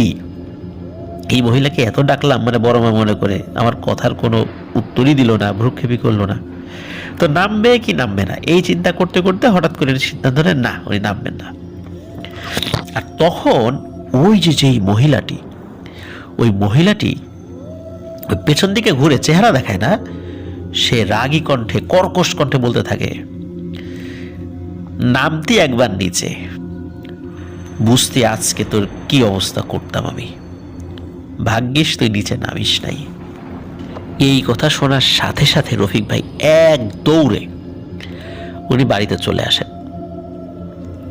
উনি তখন কিন্তু ওনার মা বাবার সাথেই থাকতেন, যেহেতু ওনার স্ত্রী মারা গিয়েছিল। কিন্তু বাড়িতে ফিরে উনি কিন্তু কারো কাছে কিচ্ছু বলেননি যে ঘটনা ঘটেছে রাতের বেলা। তবে এতটুকু উনি বুঝতে পেরেছিলেন যে এটি আর যাই হোক স্বাভাবিক কোনো মানুষ না। এই কারণে সে কিন্তু তার বড় চাচি, মানে যাকে বড় মা বলতেন, তার কাছে জিজ্ঞেসও করতে চাননি যে রাতের বেলা তুমি বের হয়েছিলে কেন।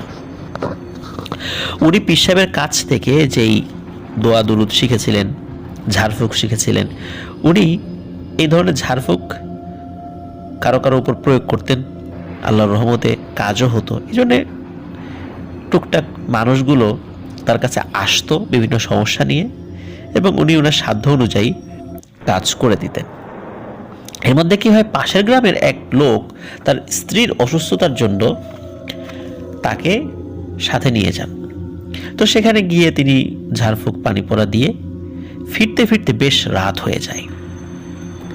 তো ওই গ্রামে যেতে কোনো সমস্যা হয়নি। ফেরার সময় রাত আনুমানিক তখন 9টা সাড়ে 9টা বাজে, খুব যে রাত তাও না, কিন্তু গ্রামের রাত তো বুঝতেই পারেন যে রাস্তায় লোকজন খুবই কম থাকে।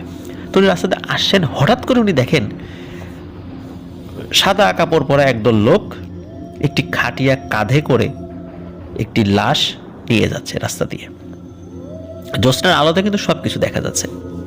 রফিক ভাই খুবই অবাক হন যে কি রে, কে মারা গেল? কোনো মাইকিং হলো না, কিছু শুনলামও না। গ্রামে তো একজন মারা গেলে তার খোঁজখবর তো আসে।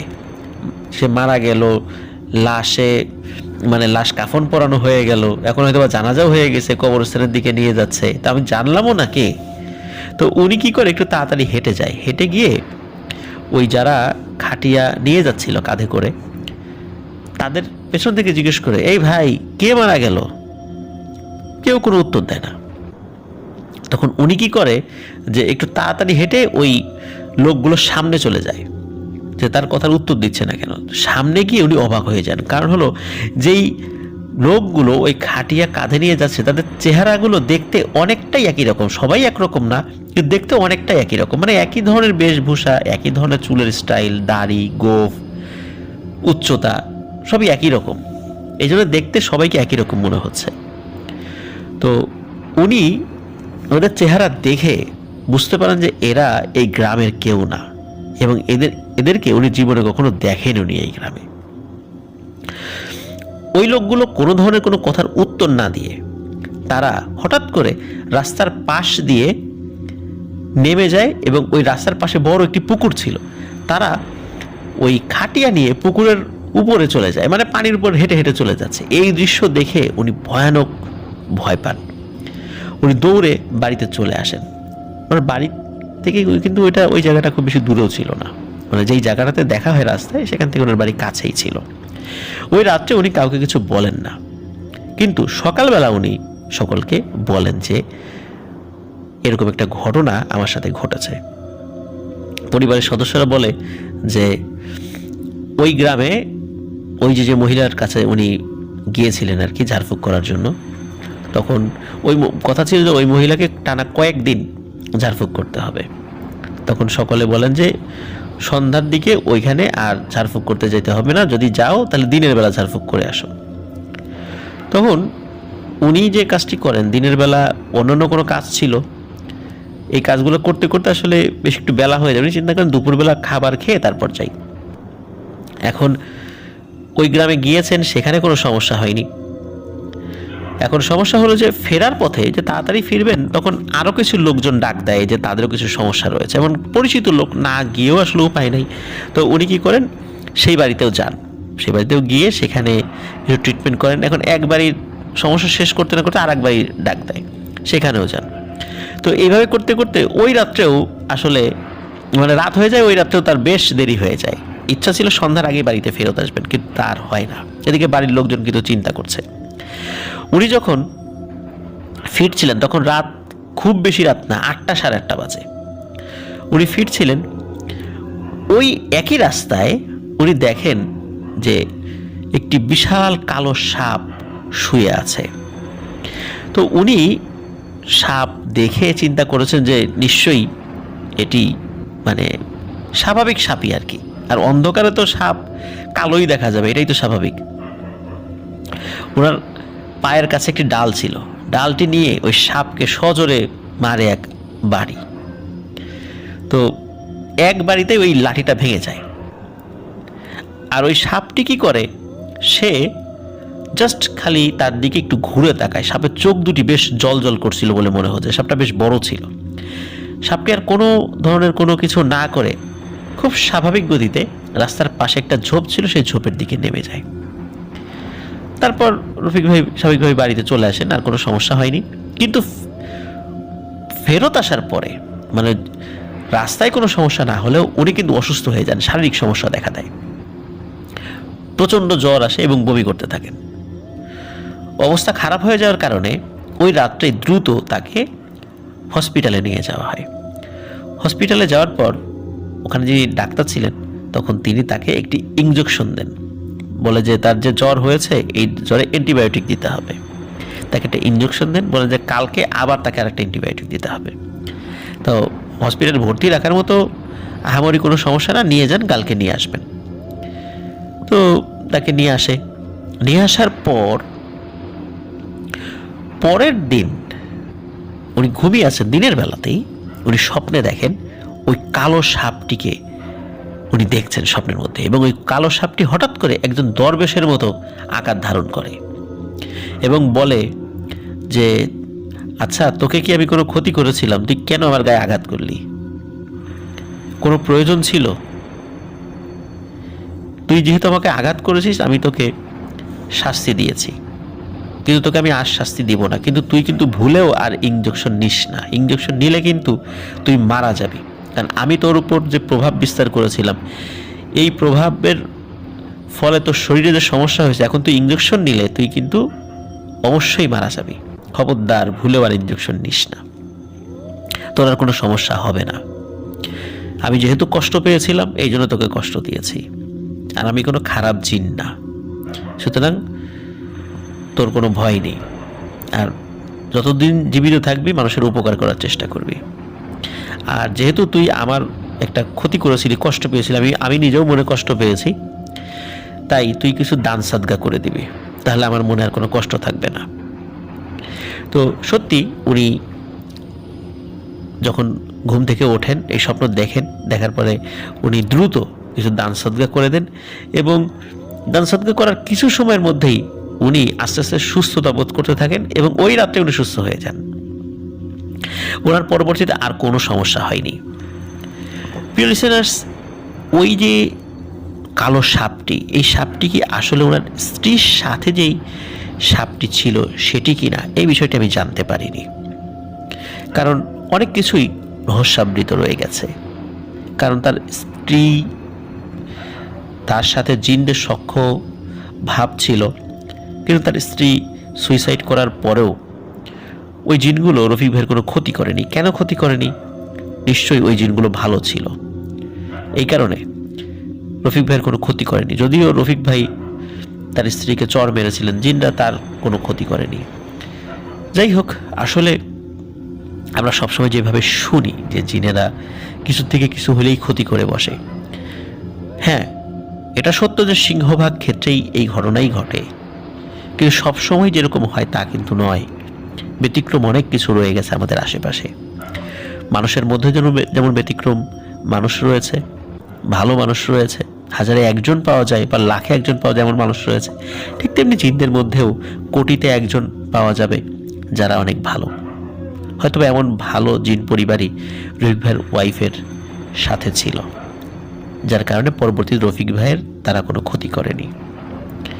প্রিয় লিসেনার্স, এটি ছিল ঘটনা। অনেক ধন্যবাদ কাফি ভাই চমৎকার একটি ঘটনা আমাদেরকে পাঠানোর জন্য। আমি আশা করব লিসেনারদের উদ্দেশ্যে আপনি আরও অনেক ঘটনা উপহার দেবেন ইনশাল্লাহ।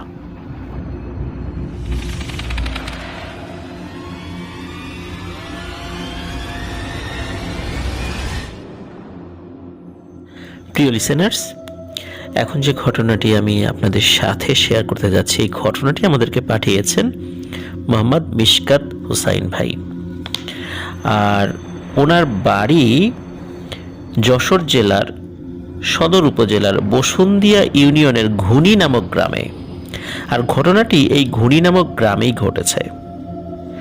ঘটনাটি ঘটেছিল 2017 সালের ফেব্রুয়ারি মাসের শেষ দিকে, যখন শীতকালের একদম শেষ সময়। তখন কিন্তু শীত থাকে, স্পেশালি রাতের বেলা। ওনার বড় ভাইয়ের নাম মোহাম্মদ আব্দুর রহিম, সবাই তাকে রহিম বলেই ডাকতো। আর সে ছিল মূলত এই মিশকাত হোসেন ভাইয়ের চাচাতো ভাই। ওনারাও তাকে রহিম ভাই বলেই সম্বোধন করতেন। রহিম ভাই ছিল খুবই শান্ত এবং ভদ্র স্বভাবের একজন মানুষ। ঘুনিগ্রামের ঢোকার যে রাস্তা, ওই রাস্তা দিয়েই কিন্তু বের হতে হয়। আর ঘটনা যেদিন ঘটেছিল ওই দিনটা ছিল মঙ্গলবার। ওই দিন হঠাৎ করে রহিম ভাইয়ের বোন তাকে ফোন দিয়ে বলে যে তার ভাগ্নি মানে তার বোনের মেয়ে খুবই অসুস্থ এবং তার মামাকে বারবার দেখতে যাচ্ছে। তো এই কথা শোনার পর রহিম ভাইয়ের মন খুব ব্যাকুল হয়ে ওঠে তার ভাগ্নির জন্য। সে দ্রুত তার মা বাবাকে বলে। তখন রহিম ভাইয়ের মা বাবা তারা তার নাতনির জন্য কিছু পিঠা পায়েস রান্না করে রহিম ভাইকে দেয়, যেগুলো নিয়ে যাও বোনের বাসার জন্য, আর তোমার ভাগিনীকে এটা ভালো করে খাওয়াবা, সে যদি সুস্থ হয় এবং আস্তে আস্তে সুস্থ হয়ে গেলে এগুলো সে খাবে। তো যাই হোক, ওই ঘুনিগ্রামের যে রাস্তা, ওই রাস্তার মাঝামাঝি এক স্থানে ছিল একটা তেঁতুল গাছ। তো রহিম ভাই বোনের বাসায় যাওয়ার উদ্দেশ্যে বাসা থেকে বের হয়, তখন আনুমানিক সন্ধ্যা 6টা বেজে গিয়েছিল। মাগরিবের পর সে বাসা থেকে বের হয়েছিল।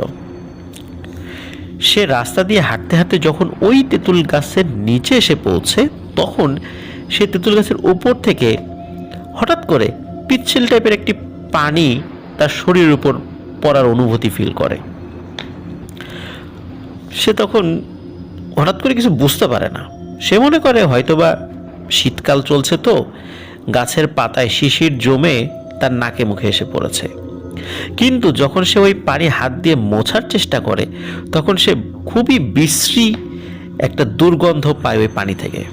তখন সে চিন্তা করে, যদি শিশিরের পানি হতো তাহলে তো এমন দুর্গন্ধ হওয়ার কথা নয়। তো সে বিষয়টাকে খুব একটা গুরুত্ব দেয় না, সে হাঁটা শুরু করে। এছাড়া কিন্তু এই পুরো পথে তার সাথে কোনো ঘটনা ঘটেনি। হাঁটতে হাঁটতে সে পৌঁছে যায় পদ্মবিলা নামক একটি বাজারে। বাজারটি যশোর খুলনা মহাসড়কের ঘুনি এবং পদ্মবিলার মাঝামাঝি একটি জায়গায়। রাস্তার এপাশে ঘুনি, ওপাশে পদ্মবিলা, এমন একটি জায়গায় বাজার। মূলত ওই জায়গাতে যারা বসবাস করেন বা ওই এলাকার সাথে যারা পরিচিত, তারা অবশ্যই আমার বলা এই জায়গাগুলো সম্পর্কে আপনারা অবগত আছেন, যদিও বা আমিও ওখানে সরাসরি যাইনি। তো ওই যে জায়গাটি, ওইখানেই মূলত ইজি বাইক, সিএনজি এগুলো থেকে মানুষ ওঠানামা করে। তো রহিম ভাই ওখানে দাঁড়িয়েছিল, ওখান থেকে তার বোনের বাসায় বেড়াতে যাবে যেহেতু, তো সে ভালোভাবেই বোনের বাসায় ওখান থেকে একটি গাড়িতে পৌঁছে যায়। তো ভাগ্নিকে সে দেখে, চিন্তা করে যে বোনের বাসায় আসছি, একদিন থেকেই যাই, তারপরে বাসায় যাব। তো সে পরের দিন বিকালের দিকে তার বোনের বাসা থেকে বের হয়। তো ওই যে পদ্মবিলার যে বাজারটা, ওখানে তার বন্ধুদের আগে থেকেই ফোনে বলে রেখেছিল ওখানে থাকার জন্য। তো বেশ ঘন্টাখানেক সেখানে আড্ডা দেয় এবং বন্ধুবান্ধবরা এক জায়গায় হলে যেটা হয় যে আপনার এই পেঁয়াজু, বেগুনি, সিঙ্গারা, এরকম কিছু ভাজা পোড়া আমরা যেরকম খাই আর কি। তো এরকম সেখানে যেগুলো ছিল এরকম খায়। এখন যেহেতু সে এইগুলো খেয়েছে, চিন্তা করে বাড়ির জন্য কিছুটা নিয়ে যায়। আর বোন তার মা বাবার জন্য, মানে রহিম ভাইয়ের মা বাবার জন্য কিছু মানে বানিয়ে দিতে পারেনি, কারণ হচ্ছে তার মেয়ে তো অসুস্থ। এই কারণে আসলে সে কোনো ধরনের কোনো খাবার বা অন্য কোনো কিছু আসলে দিয়ে দিতে পারেনি। যেহেতু খালি হাতে সে বাড়িতে যাবে, এই চিন্তা করে সে কিছু ভাজা পোড়া কিনে নিয়ে যায়। কিনে নিয়ে বন্ধুদের কাছ থেকে বিদায় নিয়ে সে বাড়ির উদ্দেশ্যে রওনা দেয়। তো আস্তে আস্তে হাঁটতে হাঁটতে সে যখন আবার ওই তেঁতুল গাছের নিচে এসে পৌঁছায়, তখন কিন্তু তেমন আর গন্ধযুক্ত পানি তার নাকে মুখে এসে পড়েনি। কিন্তু সে খেয়াল করে তার পেছন পেছন কেউ একজন আসছে। সে পেছন দিকে তাকায়, তাকিয়ে দেখে একটা বিড়াল। তো বিড়াল এ আর আহামরি এমন কি, এরকম তো রাস্তাঘাটে কত বিড়ালই থাকে। সে আবার হাঁটা শুরু করে, আবার মনে হচ্ছে পেছনে কেউ হাঁটছে। এবার তাকিয়ে দেখে একটি কুকুর। সে চিন্তা করে, যাক, ওই কুকুরকে দেখে হয়তো বিড়ালটা পালিয়েছে। তো সে বিষয়টা স্বাভাবিকভাবে নেয়। সে আবার হাঁটতে থাকে। হাঁটতে হাঁটতে এবার হঠাৎ করে মনে হয় কি ব্যাপার, এখনো পেছনে কে হাঁটে। তাকিয়ে দেখে যে এটা কি বিড়াল না কুকুর। বিড়াল থেকে একটু বড়, কুকুর থেকে একটু ছোট, এমন একটা অদ্ভুত প্রাণী মনে হচ্ছে তার পেছনে পেছনে হেঁটে আসছে। সেই প্রাণীটা দেখে ভয় পায়। কেন ভয় পায়? এই টাইপের প্রাণী সে আগে কখনো দেখেনি। সে বিষয়টা স্বাভাবিকভাবে তখন নিয়েছে এই ভেবে যে গ্রামের ঝোপঝাড়ে তো কত ধরনের জন্তু জানোয়ারই থাকে, আর রাতের বেলা কিন্তু অনেক পরিচিত প্রাণীকেও অপরিচিত মনে হতে পারে হঠাৎ করে দেখলে। তো উনি বিষয়টি কি, এই বিষয়টা পরিষ্কার হওয়ার জন্য একটি জায়গায় দাঁড়ান। তো দাঁড়ানোর পরে দেখেন ওই প্রাণীটি হেঁটে হেঁটে আসছে, এবং হেঁটে হেঁটে যত কাছে আসছে ওইটা থেকে কনভার্ট হয়ে সে একটি বিড়ালের আকৃতিতে চলে যাচ্ছে, এবং ওই বিড়ালটি কাছে আসে। তো তখন রহিম ভাই মনে করেছে সে ভুল দেখেছে, এটা আসলে বিড়ালই। তো বিড়াল যেহেতু তার কাছে এসেছে, বিড়ালকে দেখে তো ভয় পাওয়ার কিছু নেই। আর ওই বিড়ালটি কী করে, তার কাছে আসার পর তার হাতে যেই ভাজা পোড়ার যেই প্যাকেটটা ছিল সেখানে এসে সে বারবার শুকাশুকি করছে, মানে সে শুকছে ওইটা। তো উনি চিন্তা করে যে বিড়ালটি হয়তোবা এখানে যেহেতু খাবার রয়েছে সেই খাবারগুলো খেতে যাচ্ছে। এই পর্যন্ত বিষয়টি স্বাভাবিক ছিল, কিন্তু এই মুহূর্তে যে ঘটনাটি ঘটে এটা প্রিয় লিসেনার্স নিশ্চয়ই আমরাও কেউ কল্পনাও করতে পারবো না।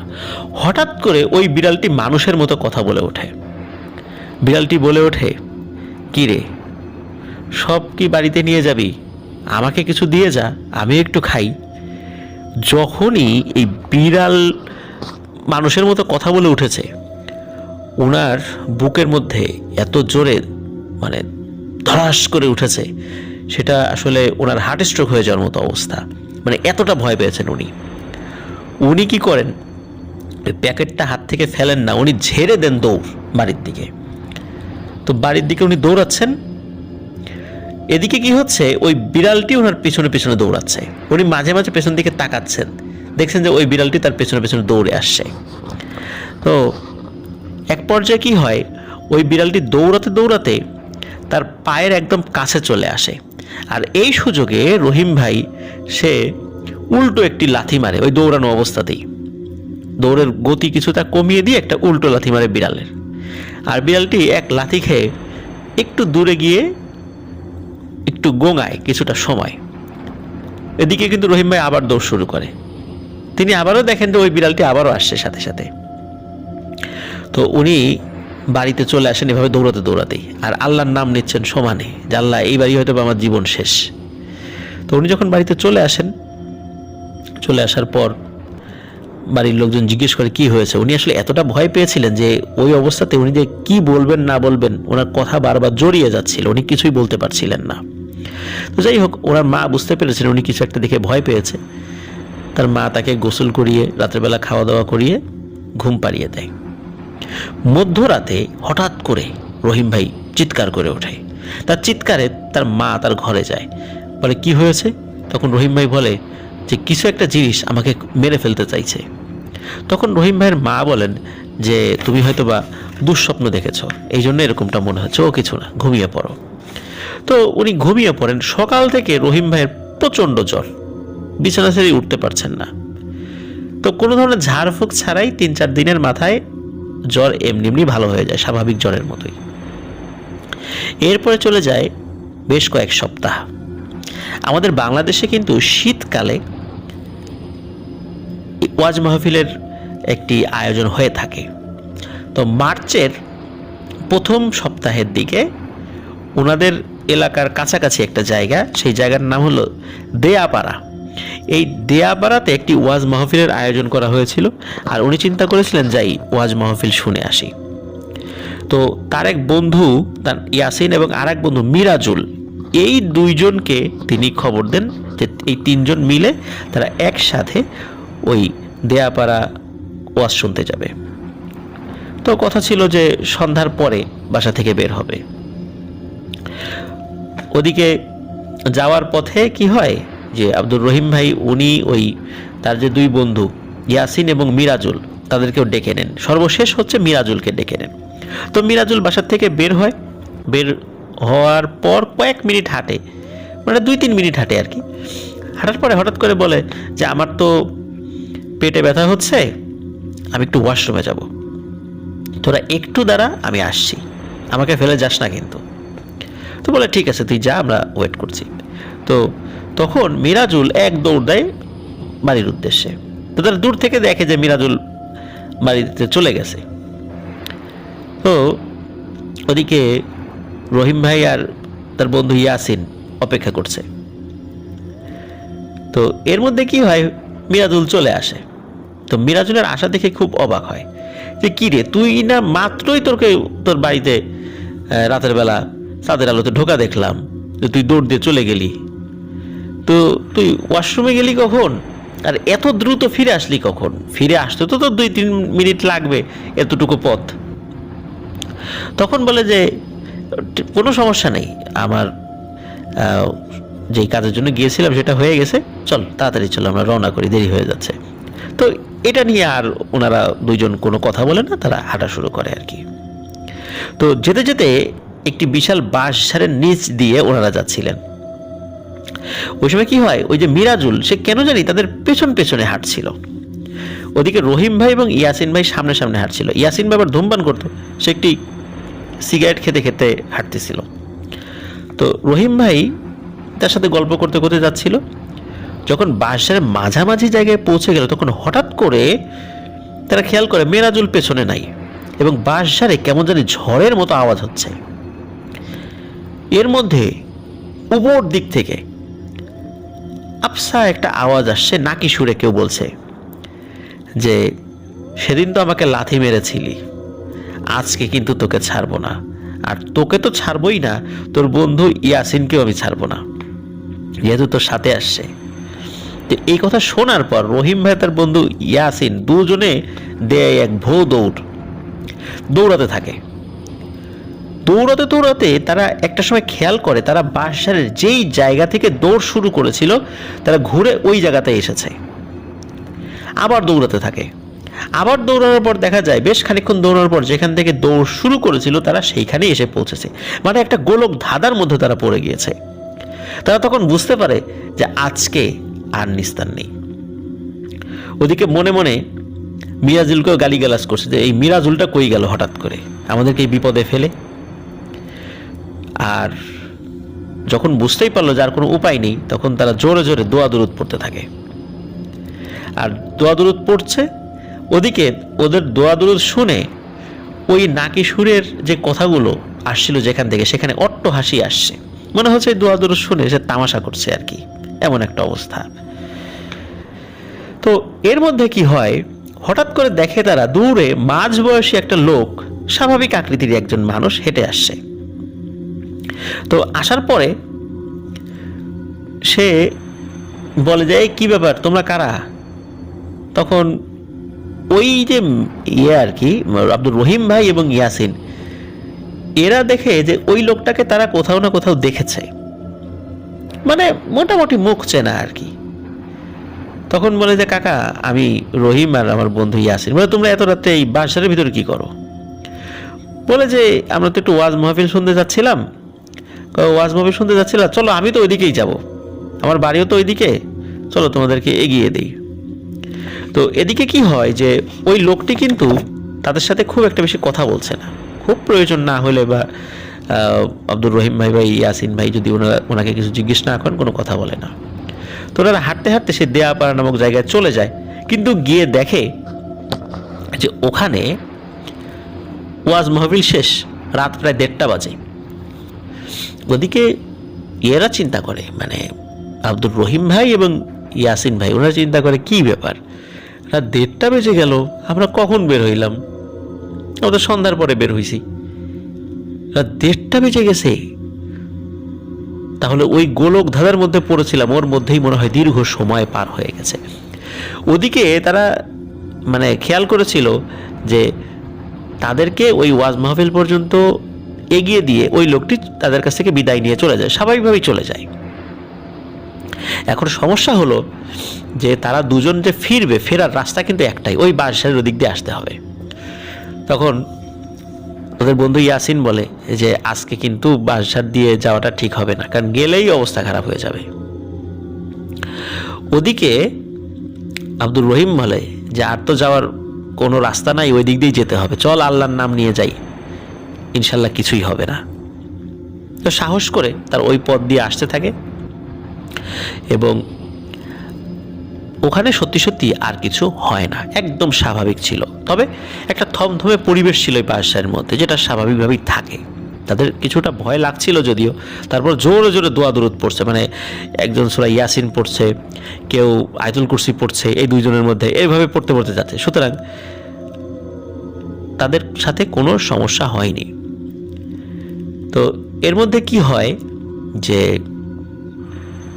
তারা যখন বাসার মানে কাছাকাছি চলে যায়, তখন কাছাকাছি চলে যাওয়ার পর তারা চিন্তা করে যে এই মিরাজুল যে আমাদের সাথে আসলো না কেন, যাই ওকে একটু ঝাড়ি মেরে আসি, কি একটা বিপদে পড়লাম আর বাসারের মধ্যে আমাদেরকে একা ফেলে পালালো। তখন মিরাজুলের কাছে গিয়ে ডাকাডাকি শুরু করছে। মিরাজুল তখন গভীর ঘুমে, তো মিরাজুল চোখ কসলাতে কসলাতে উঠে এসেই ওদেরকে ঝাড়ি মারা শুরু করছে। এই আমাকে একা ফেলে চলে গেলি কেন? আমি ওয়াশরুম থেকে ফিরে এসে দেখি তোরা কেউ নাই, আর তোদেরকে ফোনে আমি কল করে পাচ্ছিলাম না। কি একটা অদ্ভুত ব্যাপার, তোদের দুইজনেরই ফোন বন্ধ? বলে যে না, ফোন তো খোলা ছিল।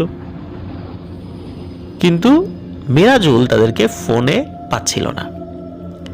এজন্য সে কয়েকবার ট্রাই করার পরে যখন দেখলো যে ফোনে পাচ্ছিল না, সে মনে করে যে ইচ্ছা করে আমাকে না নিয়ে ফোন বন্ধ করে ওরা দুজন একত্রে গিয়েছে। এজন্য মিরাজুল রাগ করে আবার বাসায় চলে আসে। তো যাই হোক, আব্দুর রহিম ভাই এবং ইয়াসিন ভাই এই কথা শুনে খুবই অবাক হয় যে মিরাজুল যায় নাই, তাহলে কে ছিল তার সাথে? তখন বুঝতে পারে যে এটা একটা মায়াজাল ছিল, মিরাজুলের সুরত ধরে তাদের সাথে কেউ এসেছিল। যাই হোক, এই পুরো ঘটনা বাড়িতে ফিরেই এই দুইজন তাদের পরিবারের সাথে শেয়ার করে। তারা তখন নিশ্চিত হয় যে তারা বিশাল একটা বিপদের হাত থেকে আল্লাহ তাআলা রহমতের রক্ষা পেয়েছে। পরের দিন এই দুইজনের পরিবার এই দুইজনকে নিয়ে একটা ভালো হুজুরের কাছে যায়। তো হুজুর সব কথা শোনার পরে ওনার সাথে থাকা জিনের কাছে বিষয়গুলো জিজ্ঞাসাবাদ করলে তখন ওনার সাথে থাকা জিন এসে জানায় যে গতকালকে বাসারে সত্যি তারা খুব একটা বড় বিপদে পড়েছিল। তারা যখন জোরে দোয়া দরুদ পড়ছিল তখন একজন ভালো জিন ওই পথ দিয়ে যাচ্ছিল। তখন ওই জিনটি সাহায্য করার জন্য এগিয়ে আসে। মূলত ওই জিনের উপস্থিতির কারণেই ওই দুষ্টু পিশাচ প্রকৃতির ওই জিনটি তাদের ক্ষতি করতে পারেনি এবং ওয়াজ মাহফিল পর্যন্ত তাদেরকে পৌঁছে দেয়। তো পৌঁছে দেওয়ার পরে স্বাভাবিকভাবে বিদায় না, যাতে করে ওরা বুঝতে না পারে যে এই লোকটি জিন ছিল। কিন্তু অদৃশ্যভাবে ওই জিনটি তাদের সাথেই ছিল, ফেরার সময়ও সাথে ছিল, যার কারণে ওই জিনের উপস্থিতি ওই পিশাচ জিনটি দেখেছিল, যার কারণে সে তাদেরকে আর ডিস্টার্ব করতে পারেনি। যাই হোক, আল্লাহর অশেষ রহমতে তারা ওই বিপদ থেকে বেঁচে গিয়েছিল। তবে হুজুর পরামর্শ দেন যে অহেতুক রাত বিরেতে হাঁটাচলা না করতে, কারণ ওই পিশাচ জিনটি আবারও ক্ষতি করতে পারে, বিশেষ করে আব্দুর রহিম ভাইকে। প্রিয় লিসেনার্স, একটি বিষয় কিন্তু আমরা এই ঘটনা থেকে বুঝতে পারছি, সেটি হলো জিনেরা আসলেই এমন মায়াজাল সৃষ্টি করতে পারে যে আমরা একটা গোলক ধাঁধার মধ্যে থাকব। ওই গোলক ধাঁধা থেকে আমরা বের হতে পারবো না। আমরা যেখান থেকে আমাদের যাত্রা শুরু করব ঘুরে ঘুরে সেখানেই চলে আসব। তো এই ধরনের এক ধরনের জিন রয়েছে, এটাকে গয়লান জিন বলে, যারা এই ধরনের গোলক ধাঁধা সৃষ্টি করতে পারে। এই ধরনের সমস্যায় পড়লে সাথে সাথে যদি কেউ আজান দেয় তাহলে সেই সমস্যা থেকে আল্লাহর রহমতে ইনশাল্লাহ সে সাথে সাথে নিষ্কৃতি পাবে। যাই হোক, আর একটা বিষয় হলো যে কখনো কোনো প্রাণীকে স্পেশালি রাতের বেলাতে আঘাত করতে নেই, এবং করলেই বিপদে পড়তে হয়। এ ধরনের ঘটনা আমরা হামেশাই বিভিন্ন সময় পাচ্ছি এবং আপনাদেরকে বলছিও। অসংখ্য ধন্যবাদ মেশকাত ভাইকে চমৎকার একটি ঘটনা আমাদের সাথে শেয়ার করার জন্য। আশা করছি প্রিয় লিসেনার্স এই ঘটনাটি আপনাদেরও ভালো লেগেছে।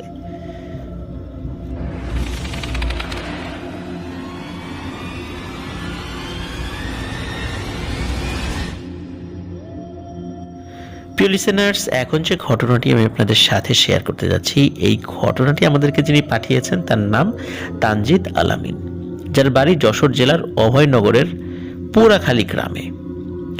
আর এই ঘটনাটি মূলত তার এক বন্ধুকে নিয়ে। তার বন্ধু খুব সাহসী প্রকৃতির একজন ছেলে এবং দেখতেও খুব সুন্দর এবং হ্যান্ডসাম। আর তার বাড়ি হচ্ছে খুলনা জেলার শুভরাড়া গ্রামে। বর্তমানে তার বন্ধু ওনাদের যে মাদ্রাসা শ্রীধরপুর অভয়নগর যশোর ওইখানেই পড়ছে। আর পূর্বে যেই মাদ্রাসায় পড়তো সেই মাদ্রাসাটি খুলনা জেলার ফুলতলা গ্রামে। মাদ্রাসাটির নামও তিনি উল্লেখ করেছেন, কিন্তু সঙ্গত কারণে নামটি বলতে নিষেধ করেছেন।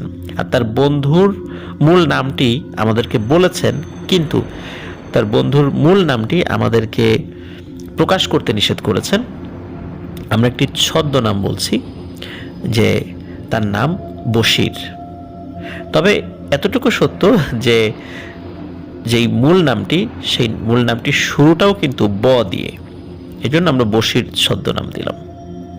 তো যে মাদ্রাসায় পড়তো ওই মাদ্রাসায় এই বশিরের সাথে একটি ঘটনা ঘটে। এই ঘটনাটি যেহেতু ওই মাদ্রাসার একটা সুনামের ব্যাপার রয়েছে, সঙ্গত কারণে এই জন্যই নামটা আমরা গোপন রাখছি। তো মাদ্রাসার সামান্য একটি বর্ণনা না দিলেই নয়। মাদ্রাসাটি বড়ও না বা ছোটও না, মাঝারি আকারের। মাদ্রাসার খুব কাছাকাছি একটা পুকুর রয়েছে, পুকুরের পাশে একটি বাগান রয়েছে, আর বাগানের ভেতর দিয়ে পুকুরের গা ঘেঁষে একটি রাস্তা রয়েছে। রাস্তা দিয়ে খুব বেশি লোক চলাফেরা করে না, অল্প বিস্তর লোক চলাফেরা করে আর কি। ঘটনার দিন রাতে এশার নামাজের পর খাওয়া দাওয়া শেষ করে বশির।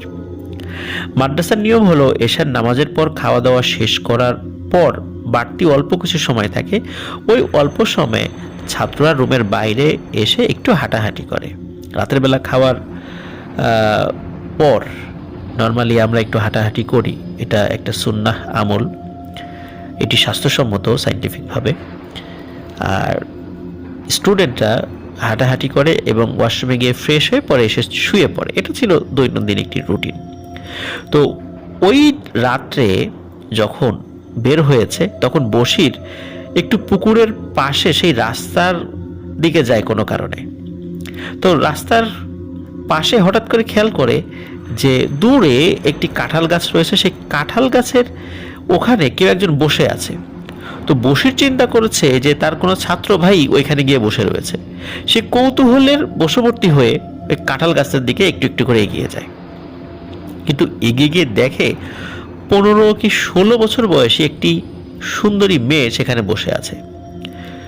তো বশির খুব অবাক হয়, এবং অবাক হওয়াটাই স্বাভাবিক, কারণ হলো এই জায়গাতে দিনের বেলায় লোকজন কম হাঁটাহাঁটি করে, সেখানে এত রাত্রে কোনো মেয়ের বসে থাকাটাই কি অস্বাভাবিক নয়? তো বশির মূলত আসলে ডিফারেন্ট কিছু ভাবে না।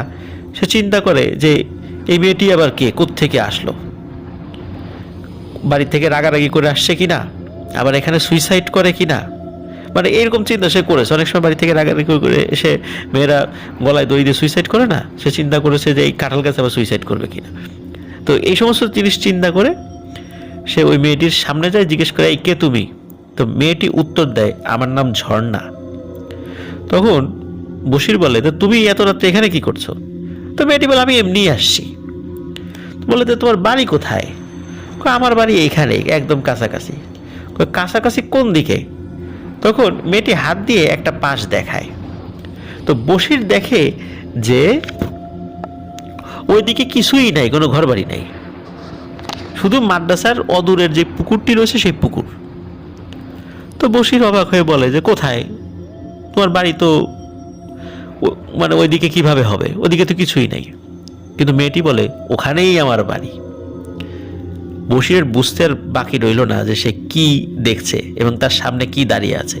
সে ওইখান থেকে ভো দৌড় দিয়ে মাদ্রাসায় চলে আসে, সোজা তার রুমে চলে আসে, কিন্তু কাউকে সে কিচ্ছু বলে না এই বিষয়টি।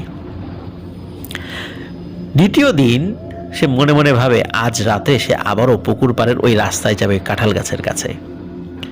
শুরুতে আমরা বলেছি যে এই বশির ছিল সাহসী, সত্যি সেখানে যায়, গিয়ে দেখে কাঁঠাল গাছের নিচে সেই মেয়েটি বসে আছে, গতকালকে যেভাবে তাকে দেখেছিল। সে সাহস করে মেয়েটির সাথে কথা বলে। দুঃখের বিষয় হলো মেয়েটির সাথে অনেক কথাই সে বলেছিল, কিন্তু সব কথা কিন্তু এই যিনি আমাদেরকে ঘটনা দিয়েছেন তার সাথে কিন্তু শেয়ার করেনি, মানে তানজিদ আলামিন ভাইকে সব কথা শেয়ার করেনি, যত যে টুকটাক যে সমস্ত কথাবার্তা বলেছিল সেগুলোই শুধু শেয়ার করেছে। তো ওই মেয়েটি বশিরকে বলে যে আমরা 5 বোন আর আমরা হিন্দু, আর এই পুকুরেই আমরা বসবাস করি, আর আমি তোমাকে পছন্দ করি, আমি যখন তোমাকে ডাকবো তখনই তোমাকে আসতে হবে। বশির বলে না, এটা হয় না, তুমি তো জিন আর আমি মানুষ, তাছাড়া তুমি হিন্দু ধর্মাবলম্বী। মেয়েটি বলে আমি কিছুই জানি না, আমি যখন তোমাকে আসতে বলবো তখনই তোমাকে এখানে আসতেই হবে। মেয়েটি বশিরকে বলে তুমি এই কথা কাউকে বলতে পারবে না, যদি এখানে না আসো আর কাউকে বলো তাহলে কিন্তু আমি তোমার ক্ষতি করব। মেয়েটির সাথে বশিরের আরও অনেক কথা হয়। যাই হোক, তারপর বশির মাদ্রাসায় চলে আসে, কাউকে সে কিছুই বলে না, এমনকি হুজুরকেও না। এভাবে চলে যায় বেশ কিছুদিন। বশিরকে মেয়েটি ডাকতো আর সে পুকুর পাড়ে চলে যেত। বশিরকে যখন মেয়েটি ডাকতো তখন বশির ছাড়া আর কেউ কিন্তু ওই ডাকটি শুনতে পেত না।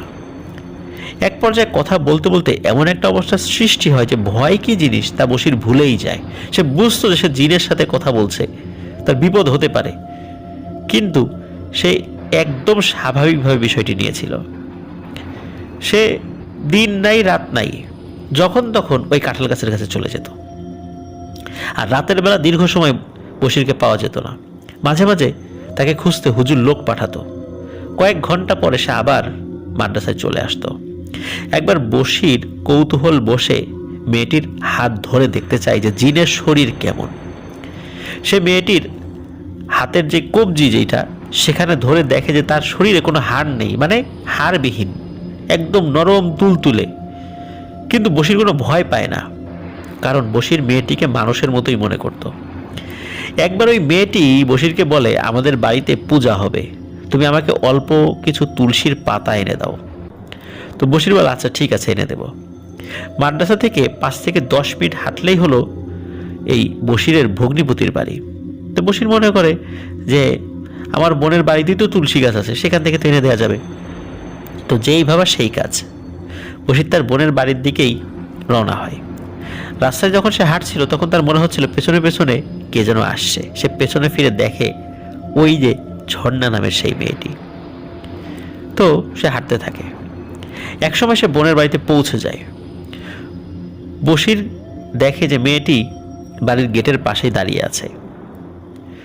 তো বশির মেয়েটিকে বলে তুমি অপেক্ষা করো, আমি আমার বোনকে ডাক দিই, তারপরে বোনের কাছ থেকে আমি তুলসী পাতা নিয়ে তোমাকে দিব। তো গেটের বাইরে থেকে বোনকে ডাকাডাকি করে, এটা কিন্তু দিনের বেলার ঘটনা। তো বোন বাইরে বের হয়ে আসে, বলে কি রে কেমন আছিস। তো এই কথা বলছে, গেট খুলেই বলছে, এবং কেমন আছিস বলার সাথে সাথে এই বশিরের বোনের মুখ ফ্যাকাশে হয়ে যায়। তোর একই অবস্থা, তোকে তো চেনাই যাচ্ছে না। চেনা যাচ্ছে না তোর তো রক্ত মনে হচ্ছে শরীরে নেই বললেই চলে, এরকম ফ্যাকাশে চেহারা, এরকম ভয়ানক অবস্থা হলো কেন তোর? অন্যরকম একটা অবস্থা, এবং তার হাব ভাব স্বাভাবিক না। তার বোন দেখে ভয় পায়, তার ভাইকে দেখে। মাদ্রাসায় সে লেখাপড়া করছিল, আর মাদ্রাসার বাস্তবতা তো আমরা জানি যে দেখা যাচ্ছে যে মাদ্রাসায় স্টুডেন্টরা লেখাপড়া করে, স্পেশালি কওমি মাদ্রাসায় হোক, তো তাদের স্বাস্থ্য সচেতনতাটা কিন্তু মাদ্রাসাগুলোতে বেশ কম থাকে। শুধু মাদ্রাসা না, যে কোনো স্কুলেই আমরা দেখতে পারি যে স্কুল কর্তৃপক্ষ বা মাদ্রাসা কর্তৃপক্ষ, আমরা যেটাই বলি না কেন, বাচ্চাদের স্বাস্থ্য সচেতনতা বা সে শুকিয়ে যাচ্ছে, রোগা হয়ে যাচ্ছে, এই বিষয়গুলো আসলে অতটা খেয়াল করে না। এই জন্যই হয়তো বা মাদ্রাসার কেউ বিষয়টি আসলে ওভাবে দেখেনি। তার বোন তাকে দেখার সাথে সাথে বুঝতে পেরেছে যে বশিরের অবস্থা স্বাভাবিক নয়। তখন বশির তাকে জিজ্ঞেস করে যে কিছু তুলসী পাতাতে। এমনিতেই তার এই অবস্থা, হঠাৎ করে সে তুলসীর পাতা চাওয়ার কারণে বশিরের বোনের মনে সন্দেহ হয়। এই তো তুলসী পাতা লাগবে কেন? বলে আছে আমার কাজ আছে, কাজে লাগবে। কি কাজ বল? তো এমনভাবে তাকে ছাই দিয়ে চেপে ধরে, বাধ্য হয়ে বশির সব কথা তার বোনকে খুলে বলে দেয়। তখন তার বোন ভয় পেয়ে বলে এখন তুই কোথাও যাবি না, তুই এখানেই থাকবি। আমি তোর হুজুরকে ফোন করে বলে দিচ্ছি তুই আর যেতে পারবি না। তো বশির সেই রাতে ওখানেই থেকে যায়। পরদিন সকালে সে মাদ্রাসায় চলে আসে। রাতের বেলা কোনো ঘটনা ঘটে না। আর সমস্যা শুরু হয় কিন্তু ওই পরদিন থেকেই। ওই রাত্রে বশিরকে ওই মেয়েটি ডাকে। তো বশিরও সেখানে যায়, ওই কাঁঠাল গাছের ওখানে। যখন সে পুকুরের পাশে কাঁঠাল গাছের ওখানে যায়, তখন ওই মেয়েটি খুব রাগান্বিত দেখাচ্ছিল। সে বশিরকে তুই তুই করে বলা শুরু করে, বলে তোকে আমি বারণ করেছিলাম তুই কাউকে কিছু বলবি না, কিন্তু তুই তোর বোনকে বলে দিলি কেন? এই বলে সে বশিরকে প্রচণ্ড জোরে এক ধাক্কা দেয়। বশির মাটিতে পড়ে যায়। সেখান থেকে সে উঠে মাদ্রাসার দিকে দৌড় দেয়। রুমে ঢুকতেই সে অজ্ঞান হয়ে পড়ে যায় সেখানে। আর এদিকে ওই অজ্ঞান হয়ে পড়ে যাওয়ার সময় ওই ফ্লোরের সাথে মাথায় আঘাত লেগে তার মাথাও কেটে গিয়েছিল। সাথে সাথে তাকে পাশের একটি হসপিটালে নিয়ে যাওয়া হয়। চিকিৎসার পর সে যদিও সুস্থ হয়ে ওঠে, তেমন কোনো সমস্যা তার হয়নি ওই আঘাতজনিত কারণে। এরপর আস্তে আস্তে সমস্ত বিষয় মানুষ জানতে শুরু করে। বশির মাদ্রাসায় আসে, তার হুজুর তাকে ঝাড়ফুঁক করে। এভাবে কিছুদিন কেটে যায়। কয়েকদিন পর এক রাতে মেয়েটি আবার বশিরকে পুকুরের পাশে ডাকে। বশির পুকুরের পাশে যায়। সেখানে গিয়ে দেখে সেই মেয়েটি দাঁড়িয়ে আছে। বশির মেয়েটির কাছে যখন যায়, তখন মেয়েটি বশিরকে প্রচণ্ড জোরে এক লাথি দেয়। এই লাথি খেয়ে সে পুকুরে পড়ে যায়। পুকুর থেকে যখন সে উঠতে যায়, তখন সে কেউ নিচ থেকে তার পা টেনে ধরে এবং পা টেনে পুকুরের মাঝে টেনে নিয়ে যায়। উপরে আসতে গেলেই পা টেনে ধরে। তখন ছিল শীতকাল, পুকুরের পানিও ছিল খুব কম। একটা সময় দেখে যে পুকুরের পাশের রাস্তা দিয়ে কে যেন যাচ্ছে, বশির দেখছে। তো বশির তাকে ডাক দেয়। যে যাচ্ছিল সেও ওই মাদ্রাসার ছাত্র। আর ওই মাদ্রাসার ছাত্র ওই রাতের বেলা ওই পুকুরের মধ্যে কারো ধস্তাধস্তি দেখে সে মনে করছে এটা একটা ভূত জাতীয় কিছু, জিন ভূত হবে। সে আরো ঝেড়ে দেয় দৌড়। ওদিকে তার দৌড় দেখে বশির বলতে থাকে, এই আমি বশির, আমাকে বাঁচা। ওদিকে সে তো দৌড় দিয়েছে। সে দৌড় দিয়ে মাদ্রাসায় গিয়ে বলে যে আমি তো এখন ভূত দেখলাম, বশিরের রূপে কেউ আমাকে ডাকছে। এই কথা বলার সাথে সাথে মাদ্রাসার স্টুডেন্টরা বলে, বশির তো এখন নাই এখানে, তুই তো বশিরকেই দেখছিস, চল তাড়াতাড়ি চল। সাথে সাথে হুজুরকে বলে, হুজুরও সাথে যায়। গিয়ে দেখে যে বশিরকে ওই কোম্পানিতেই কেউ একটা অদৃশ্য কারোর সাথে সে ধস্তাধস্তি করছে। দ্রুত সেখানে তারা ওখানে গিয়ে ওই পানির মধ্যে নেমে তাকে উদ্ধার করে। মূলত বশিরের বন্ধুর নাম ছিল সিরাজুল। সে হলো বশিরের ঘনিষ্ঠ বন্ধু ছিল। তো সেই মূলত খুব চিল্লাপাল্লা করে অন্য ছাত্রদেরকে ম্যানেজ করে হুজুরদেরকে ডেকে ওইখানে নিয়ে গিয়েছিল আর কি। তো যাই হোক, বশিরকে সেখান থেকে উদ্ধার করা হয়। যখন উদ্ধার করা হয়, তখন ওর কোনো সেন্স ছিল না। আর প্রচণ্ড শীত ছিল ওই সময়। শীতের মধ্যে পানির মধ্যে দীর্ঘ সময় সে পড়েছিল। তাকে দ্রুত পরিষ্কার করে কাপড় পাল্টে দেওয়া হয়, ঝাড়ফুঁকো করা হয়। এরপরে বশিরকে ছুটি দিয়ে বেশ কিছুদিনের জন্য বাড়িতে পাঠিয়ে দেওয়া হয়। তো শুরুতে বশিরকে তার আব্বা নড়াইল জেলার এক হুজুরের কাছে নিয়ে যান। ওই হুজুর নড়াইলে খোকন হুজুর নামে প্রসিদ্ধ। নড়াইলের আগদিয়া ও বিছালি গ্রামের কেউ যদি আমাদের লিসেনার থেকে থাকেন, তাহলে অবশ্যই খোকন হুজুরকে চিনবেন। এই কথা বলেছেন আমাদের আলামিন ভাই, তানজিমা আলামিন। হুজুর তাকে সরিষা পরা দেয়। মাঝরাতে ওই সরিষা জ্বলন্ত চুলায় ফেলে দিতে বলেন। এই কাজটি তারা করে, কিন্তু কাজটি তেমন কোনো ফলপ্রসূ হয় না। তারপর বশিরের আব্বা বশিরকে নিয়ে খুলনার এক মহিলা কবিরাজের কাছে যান। কবিরাজ বশিরকে বলতে পারেন যে অনেকটা ঝুঁকি নিয়েই ট্রিটমেন্ট শুরু করেন এবং সেই মহিলা কবিরাজের নিয়মকানুন বলে দেন। এই নিয়মকানুন যেন কোনো ব্যত্যয় না হয়, এই বিষয়টি বারবার স্মরণ করে দেওয়া হয়। তো অদ্ভুত ব্যাপার হলো যে এই বিষয়গুলো আমল করা বা সেগুলো পালন করার মধ্যেও ওই মেয়েটি বশিরকে ডাকতো, কিন্তু রেগুলার আসতো না।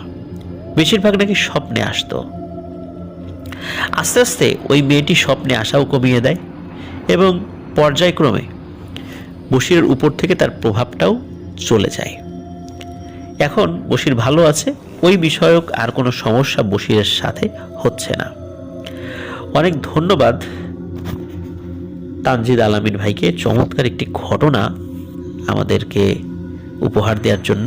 সত্য একটি ঘটনা, মাদ্রাসা কেন্দ্রিক এরকম ঘটনা হয়, তবে এই ঘটনা আমার কাছে এই কারণে অবাক লেগেছে, সাধারণত এই টাইপের জিন যদি কোনো মানুষের পেছনে লাগে তো সে খুবই ক্ষতি করে ছাড়ে।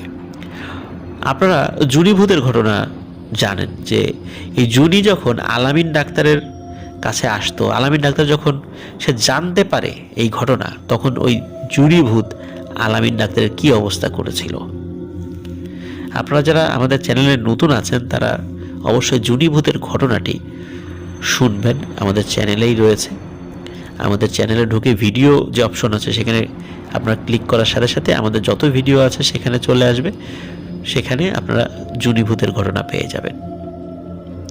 তো আল্লাহর অশেষ রহমতে এবারে বশিরের সাথে ওই ধরনের কোনো ঘটনা ঘটেনি। অনেক ধন্যবাদ আবারও জানাচ্ছি আলামিন ভাইকে, তানজিদ আলামিন ভাইকে, চমৎকার ঘটনা আমাদের সাথে আপনি শেয়ার করেছেন। তিনি আরও ছোট ছোট কয়েকটি ঘটনা যদিও বা শেয়ার করেছেন, অন্য কোনো একদিন প্রসঙ্গক্রমে ওই ঘটনা আমরা বলবো ইনশাল্লাহ। প্রিয় লিসেনার্স, আশা করি আমাদের ঘটনা আপনাদের ভালো লেগেছে। ঘটনা ভালো লাগলে লাইক, কমেন্ট ও শেয়ার করে আমাদের সাথে থাকুন। পরবর্তী ঘটনা শোনার আমন্ত্রণ জানিয়ে আজকের মতো এখানে বিদায় নিচ্ছি। আসসালামু আলাইকুম।